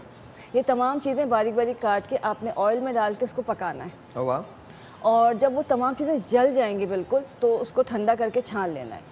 और जब आप इस ऑयल को लगाना शुरू करते हैं, हेयर फॉल फ़ौरन रुकता है। और जिनके बाल नहीं भरते, जिनको बहुत होता है कि जी बालों की ग्रोथ नहीं हो रही है, वो बहुत अच्छी मतलब बहुत तेज़ी के साथ ग्रोथ होती है। मैं ये नहीं कह रही कि 2 दिन में 2 इंच बाल लंबे हो जाएंगे, लेकिन उससे बाल बहुत हेल्दी हो जाते हैं। और जो तमाम चीज़ें ये घर के अंदर मौजूद हैं, इसमें इरिटेंट भी मौजूद है और ड्राइनेस है, डैंड्रफ है, ये तमाम चीज़ों को क्योर करता है और बालों की ग्रोथ को बढ़ाता है, नए बाल उगाता है। जी मैं एक लंच मील बता रही हूँ जिससे कि आपको जो लंच होता है आप चावल वगैरह या सालन वगैरह खा लेते हो वो स्किप करना है। आपने लेनी है 1 पाव दही, उसमें अभी मौसम आ रहा है सिंघाड़े का। सिंघाड़े को आपने जितनी भी आप मिकदार में ले रहे हैं उसको ला के आपने उसको बॉईल करना है। बॉईल करके उसको पील ऑफ करके आप उसको फ्रीज़ कर दें और वो रोज़ाना डिफ्रॉस्ट करके आपने 4 से 5 सिंघाड़े उस दही में क्यूब्स की फॉर्म में आपने ऐड करने। उसके साथ खीरा, सेब, कैबेज हो गया, गाजर हो गई है और इसके अलावा अगर आप खुद से कोई सब्ज़ी ऐड करना चाहें तो कर लें। ये मिक्स करके इसमें आप ब्लैक पेपर ऐड कर सकते हैं, वाइट पेपर ऐड कर सकते हैं। ये आपने लंच में लेना है, इसके अलावा कुछ भी नहीं लेना। टी को ग्रीन टी से रिप्लेस कर लें तो ये वेट लॉस में भी बहुत फ़ायदेमंद है और प्लस हड्डियों का जो दर्द होता है वो सिंघाड़े से और विटामिन डी की डेफिशिएंसी, कैल्शियम की डेफिशिएंसी दही और सिंघाड़े से बहुत बेहतरीन तरीके से रिकवर हो जाता है। रज़ा भाई सुन लिया आपने, हड्डियों का दर्द जो आपको है उसमें ये बड़ा अक्सीर का काम करेगा। सिंघाड़ा आपको खाना पड़ेगा, ठीक ठाक। वो तो मुझे पता है ना, हड्डियों में आपके दर्द होगा। जी बिल्कुल, जैसे कि जोड़ों के दर्द के हिसाब से मैंने बताया था, जोड़ों के दर्द के लिए आप किसी भी किस्म की खजूर घर में लाके ज़रूर रखें, ये सुन्नत भी होती है। एक खजूर आपने सुबह लेनी है नाश्ते के बाद, एक दोपहर के खाने के बाद, एक रात के खाने के बाद। लेकिन उस खजूर में से गुठली निकाल के आपने इसमें सफ़ेद तिल भरने हैं। सफ़ेद तिल भरना है और उस एक खजूर को आपने 32 दफ़ा चबाना है। 32 दफ़ा? जी, जितने आपके दांत हैं उतनी ही दफ़ा आपने उसको च्युइंग करना है। ये बड़ी बात है। मैंने आप खजूर खाना शुरू करें, दोपहर का वक्त हो जाएगा, आप खजूर ही खा रहे होंगे 32 मरतबा खा के, फिर इसके बाद दूसरी खजूर का टाइम हो जाएगा, फिर शाम तक आप वही खजूर खाएं, आपका वेट वैसे ही खत्म हो जाएगा। बिकॉज आप पूरे दिन में सिर्फ खजूर ही खाएंगे। बिल्कुल, 3 सुबह चबाना शुरू किया आपने, एक आपको पता है खाना भी इसी तरह खाना चाहिए। हम जितने जी एक लुकमा जो है वो 32 दफ़ा चबाना चाहिए। ये राय मत दे दे, लोगों को बताएं मत, काम से भी जाएंगे हम। दूसरी चीज़ ये है कि एक आती है पूरा सब्जी, दिन पता चले आधी रोटी हो गई सुबह से शाम खा रहा है, वो बचा ही नहीं कुछ। एक सब्जी आती है ड्रमस्टिक जिसे हम सवांजने की फली भी कहते हैं। वो सवांजने की फली अगर आपने हफ्ते में एक दफ़ा सब्जी के तौर पे लेना शुरू की तो आप देखिएगा जो मैंने कहा मैं सवांजने पे ज़रा ब्रेक ले रहा हूँ, ब्रेक के बाद फाइनल ब्रेक होगी जी, छोटा सा ब्रेक है, मिलते हैं ब्रेक के बाद, आ जाइए।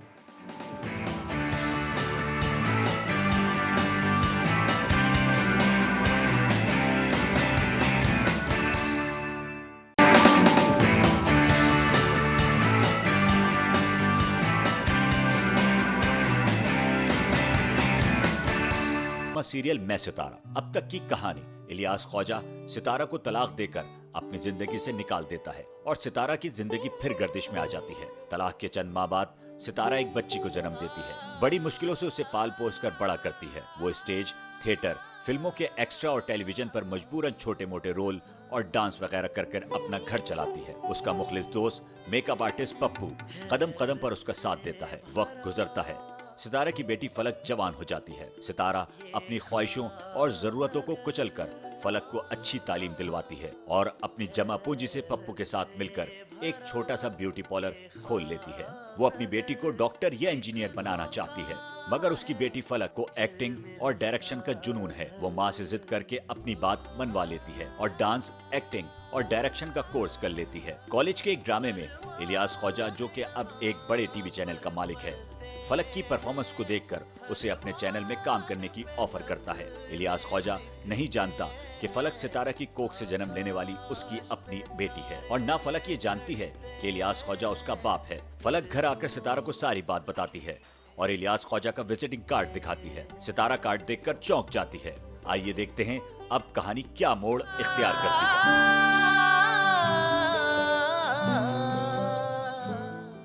इलियास ख्वाजा, इसके चैनल से ऑफर हुई है? जी मामा। पहली बार जिंदगी ने मेरे खाली हाथों में शतरंज का वो मोहरा दिया है जिससे मैं सारी बाजी पलट सकती हूँ। शोले भड़केंगे तो तेरी अपनी बच्ची भी लपेट में आएगी। मैं बिजनेसमैन हूँ, हर फैसला सोच समझ के करता हूँ। अगर मुझे ये जॉब करनी ही है तो उन्हें अपना बना हुआ कॉन्ट्रैक्ट दो। अब क्या करना है ख्वाजा साहब इस कॉन्ट्रैक्ट का? मुझे जिंदगी में जो भी चीज़ अच्छी लगी या पसंद आई वो मैं मुंह मांगी कीमत देकर खरीद लेता हूँ। ये इलियास ख्वाजा अपनी अंदर की कमीनगी फलक के सामने जाहिर क्यों नहीं कर रहा?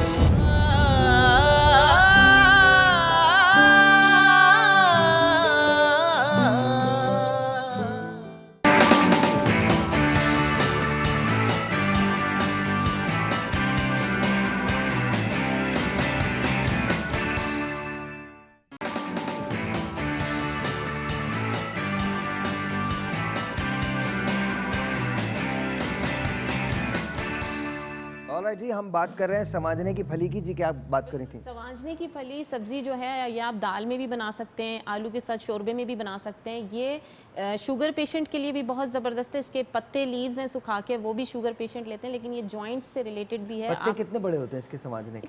छोटे छोटे पत्ते होते हैं, सुखा के आप उसका पाउडर बना के रख लीजिए। उसको I just moringa, want to know because मैंने उसको देखा मोरिंगा ना। कहते हैं। अच्छा moringa, okay okay, Yes, moringa. उसको मोरिंगा कहते हैं और ये आप घर में भी अच्छा, ला के हम कर कुछ सकते लोग हैं। ऐसे हैं जिन्होंने मोरिंगा की दवा मुझे भेजी थी, कोई फायदा नहीं हुआ उससे। Thank you so much. Basically देखें पता नहीं उसके क्या साथ और तशख़ीस करते हो शायद यार। ट्रीटमेंट करना पड़े लेकिन ये कि ये सब्जी हफ्ते में एक दफ़ा नहीं, और ज़रूर मजे खाएं। की बात है, अजीब किस्म की होप दिला दी, कुछ भी खाओ, ये तो आप खाओगे ना, आप खाएंगे बिल्कुल ठीक हो जाएंगे। मैंने खाया, मेरा वेट बढ़ गया। मुझे कहते हैं मोरिंगा खाने के बाद कुछ भी खाओ सही हो जाओगे तुम। नहीं, शुगर से रिलेटेड है। इन्होंने तो मुझे वेट के लिए दिया था। नहीं, कुछ और खाओगे। वेट लॉस के लिए नहीं होगा। एक्चुअली मोरिंगा कभी आप यकीन जानिए, इन्होंने कुछ और नहीं कहा, आप इन्हें बचाने की कोशिश हरगिज़ ना इनके करें। दिल की आवाज़ नहीं सुनी होगी ना, दिल में क्या होगा। मेरे साथ जो मजाक किया था ना, मैं भी आवाम को जाने से पहले पहले बताऊंगा आपके बारे में। ये जो मेरे साथ आपने मोरिंगा का मजाक किया, वैसे मोरिंगा जो है वो अच्छा है, देखा? सुपर फूड है। सुपर फूड है। काली पत्ती और ग्रीन पत्ती, तो तीनों मिक्स करके अगर क्या करते हैं? निशाना बना के चाय बना के पी जाए। बताया तो सही मुझे। खुश्क पत्ते मोरिंगा के आधी चम्मच चाय वाली काली पत्ती और आधी चम्मच ग्रीन पत्ती, तीनों को मिक्स करें, 2 गिलास पानी में पकाएं। जब 1 गिलास रह जाए तो उसको छान लें। छान के इसका आधा सुबह पिए, आधा रात को पिए। इससे आपका मेटाबॉलिज्म हाई रहेगा, थकन नहीं होगी, भूख कम लगेगी। अच्छा, हम डायरेक्ट भी खा सकते हैं। अच्छा एक बात बताइए मुझे, आप शायरी भी तो करते हैं? जी जी, है ना, करते हैं ना? अभी अभी अभी सुनते हैं। हाँ हाँ, जाहिर है जी। मोरिंगा, मोरिंगा के पत्ते मैंने कहा कि वो शुगर पेशेंट ले सकते हैं, प्लस ये जो फली मैंने बताई है ये हफ्ते में एक दफ़ा ज़रूर लें। अच्छा। जितने भी जिसमें आप देखें सब्जियों में लुआब है वो सब्जियां ज़रूर हमें लेनी चाहिए। अच्छा। खासतौर पे अरवी हो गई, भिंडी हो गई, ये डाइट में ज़रूर लें। और अगर अफोर्ड कर सकते हैं तो ग्रीन नारियल का पानी महीने में 3 दफ़ा ज़रूर लें। ये आपके जॉइंट पेन को भी ख़त्म करेगा, हड्डियों की प्रॉब्लम, ऑस्टोप्रोसिस से जो ख़वातीन गुजर रही हैं, ये ज़रूर लें ये डाइट अगर ले सकते हैं तो। Okay, alright. फरा, स्किन क्योंकि मौसम ऐसा मिला जुला सा आ रहा है, कभी गर्मी कभी सर्दी, तो स्किन जो है हमारे हाथ पाँव स्किन बहुत ज़्यादा ड्राई हो रही है, खिंचने लगती है। बहुत सारी मॉइस्चराइजिंग क्रीम या ऑयल लगाते हैं तो पिंपल्स होने का भी डर होता है और स्किन ब्लैक होने का भी ख़तरा होता है कि स्किन काली हो जाती है। बहुत आसान सी क्रीम बनाना बताऊंगी। पपीता अवेलेबल होता है, पका हुआ पपीता बहुत थोड़ा सा लेना है, इसका पेस्ट बना लें, हाथ से मसल लें। 1 टेबल स्पून उसके अंदर आपने 1 टीस्पून शहद डाल देना है। ग्लिसरीन 1 टीस्पून इसके अंदर आपने शामिल करना है। विटामिन ई का ऑयल बहुत आसानी से मिल जाता है, वो आपने 1 टीस्पून मिला के एक आपने इसकी क्रीम बना लेनी है। पूरे फेस पे आप इसको लगा दें, अपने हाथ पे लगाएं, अपने पाँव पे लगाएं, नेक पे लगाएं। जो ब्लैक हो जाती है गर्दन, सर्दियों में सख्त जम जाती है, वहाँ पे आप लगा के तकरीबन 15 से 20 मिनट के बाद हल्का, क्योंकि वो ड्राई नहीं होगा, हल्का हल्का सा मसाज करेंगे, आपको उसी वक्त रिजल्ट आएगा। और पूरे दिन आपको कोई भी ऑयल मॉइस्चराइजिंग क्रीम लगाने की ज़रूरत नहीं है, क्योंकि आपकी स्किन वैसे ही ग्लो करने लगेगी और ब्लैक भी नहीं होगी। अच्छा ये आपका जो इतना शदीद हुस्न है, इसके लिए क्या इस्तेमाल करते हैं आप? मैं तो कुछ भी नहीं, बस यही रोटी पानी जो कुदरती है चलता है। क्या कह रहे हैं? ये खाना ग़िज़ा बस। नहीं तो रोटियां तो हम भी खाते हैं, बस तुम्हारी तरह यही हसीन क्यों नहीं लगते? ये असर करती हैं आप तो माशाल्लाह। नहीं, आप ये अपने चेहरे की नशोनुमा के लिए क्या इस्तेमाल करते हैं? हर दिन जब मैं आपको देखता हूँ, आपका ना चेहरा मुझे आधा पौना सेंटीमीटर बड़ा लगता है। क्या ऐसा कोई बात है क्या? ये कोई गलत बात है क्या? भाई चेहरा बढ़ रहा है, क्या हो गया? ये अब तो कम लग रहा है मुझे, तो बढ़ जाता है। हाँ। जब ज़ाहिर है बंदा अच्छा कोई खाता शायरी तो पीता है। सुनाइए, कोई नज़म तो सुनाइए अपनी। दिए कुदरत ने जो शिफाओं के जोहर, क्या दिए कुदरत ने जो शिफाओं के भाई? जोहर। ये प्रमोशन की बात नहीं कर रहा, मुझे एक ऐसी नज़म सुननी है जिसमें मोहब्बत का, इश्क का जिक्र हो। वो जो आपकी हिकमत की नज़में गज़लें हैं वो आप अपने मतलब के लिए रखें। मुझे वो सुनाइए जो आपके अंदर की आवाज़ें हैं। सोचनी पड़ेगी। हाँ, नहीं वो नहीं, सोचनी यही तो एक बात नहीं सोच रही। है। सोच तो बिल्कुल नहीं। हाँ जी सुनाइए, इरशाद। नज़म तो याद जी नहीं है, नज़म मैं वहाँ आऊँ क्या? याद आ जाएगा? नहीं, मैं याद है। बैठे बैठे जो लास्ट अभी रात को अपने गैर है फिर भी शनासा लगता है। क्या क्या? गैर है फिर भी शनासा लगता है, जाने वो अजनबी क्यों अपना सा लगता वाह है। वाह, एक ही सजनबी जी से। अब जो आप चेक करेंगे, ये 11 बजे के बाद की नज़में हैं, मतलब बंद करके SMS कर रहे होते हैं सबको जी। जाने वो हाँ क्या उससे देख के उदासियाँ मुस्कुरा देती हाय हैं, हाय। उसे देख के उदासियाँ मुस्कुरा देती हैं, वो शगुफ्ता और ताज़ा बाद सबा सा लगता सबके है। नाम ले अच्छा जिनको भेज रहा हूँ उन्हें पता ही नहीं बाद सबा क्या है, वो इसे वापस करके मैसेज पूछती हैं बाद सबा कौन है बताओ, सबा कौन है, सबा के तुमने गलत मैसेज सेंड कर दिया। बाद सबा सा लगता है। आगे गैर है फिर भी शरासा लगता है। आगे आगे पता ये नहीं। कल्बी वारदात 2 अशार की तो हो नहीं सकती, ये तो मतलब ये तो मुसलसल है। बताइए आगे। आगे याद याद नहीं नहीं है। क्या मतलब है याद नहीं है आपको? आ रहा, याद नहीं आ रहा मुझे। डायरी निकाल लूँ? डायरी है क्या? रखी हुई है, हर वक्त डायरी देखे, निकाले निकाले। कहीं पर भी किसी को देख के जरूरत पड़ सकती वाह है, क्या बात है, क्या बात है, कहीं पर देख के किसी को भी देख के जरूरत पड़ सकती है। आज पड़ गई ये जरूरत। हाँ राफे ये तुम सीखो इनसे। क्या? बेटा बुढ़ापे में इंसान को ऐसे ही होना चाहिए, इतना ही खूबसूरत। निकाले तो सही, निकाल गए। शो का टाइम खत्म हो रहा है नहीं साहब भाई। बिल्कुल नहीं, आप सुनाएं, आप गजल सुनाएं। एक गजल तो होनी पढ़ा चाहिए, लेंगे थोड़ा सा। सर भाई शो का टाइम खत्म एक हो रहा है। गजल तो होनी चाहिए प्लीज, एक गजल होनी चाहिए। We want to know. चल नहीं रहा ये मोबाइल नहीं चल रहा। चल नहीं रहा मोबाइल। खौफ के मारे किसी की तस्वीर भी आ रही थी। अच्छा वो शेर क्या पढ़ा था आपने, पहला मिसरा क्या था उसका? गैर है फिर भी शनासा लगता है। गैर है फिर भी शनासा लगता है। वैसे तो नाम रजा है फिर भी कबाचा लगता है। शुक्रिया। लेकिन और कबाचा तो वी लव कबाचा, ये तो कॉम्प्लीमेंट है। सीरियसली बहरोज भाई कॉम्प्लीमेंट है, नो क्वेश्चन। जी क्या मैंने कहा आप सुना रहे हैं आमद हो रही? मैं तो नहीं सुना रहा, आमद हो रही बिल्कुल नहीं हो रही। अच्छा मैं तो बहरोज भाई का नाम लेना चाहता था, वो कैरेक्टर। अच्छा मैं इन ऑल ऑनेस्टी ये कैरेक्टर जो है ये मैं कभी नहीं भूलता, और मेरे जितने पता है बड़े अच्छे दिन थे।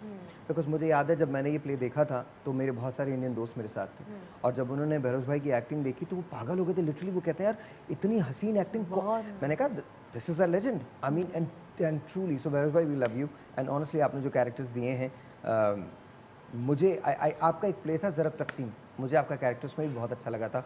Of course Khuda ki Basti, you brilliant and I love you honestly. I my heart goes out to you and you just one of the most wonderful people that I have ever met.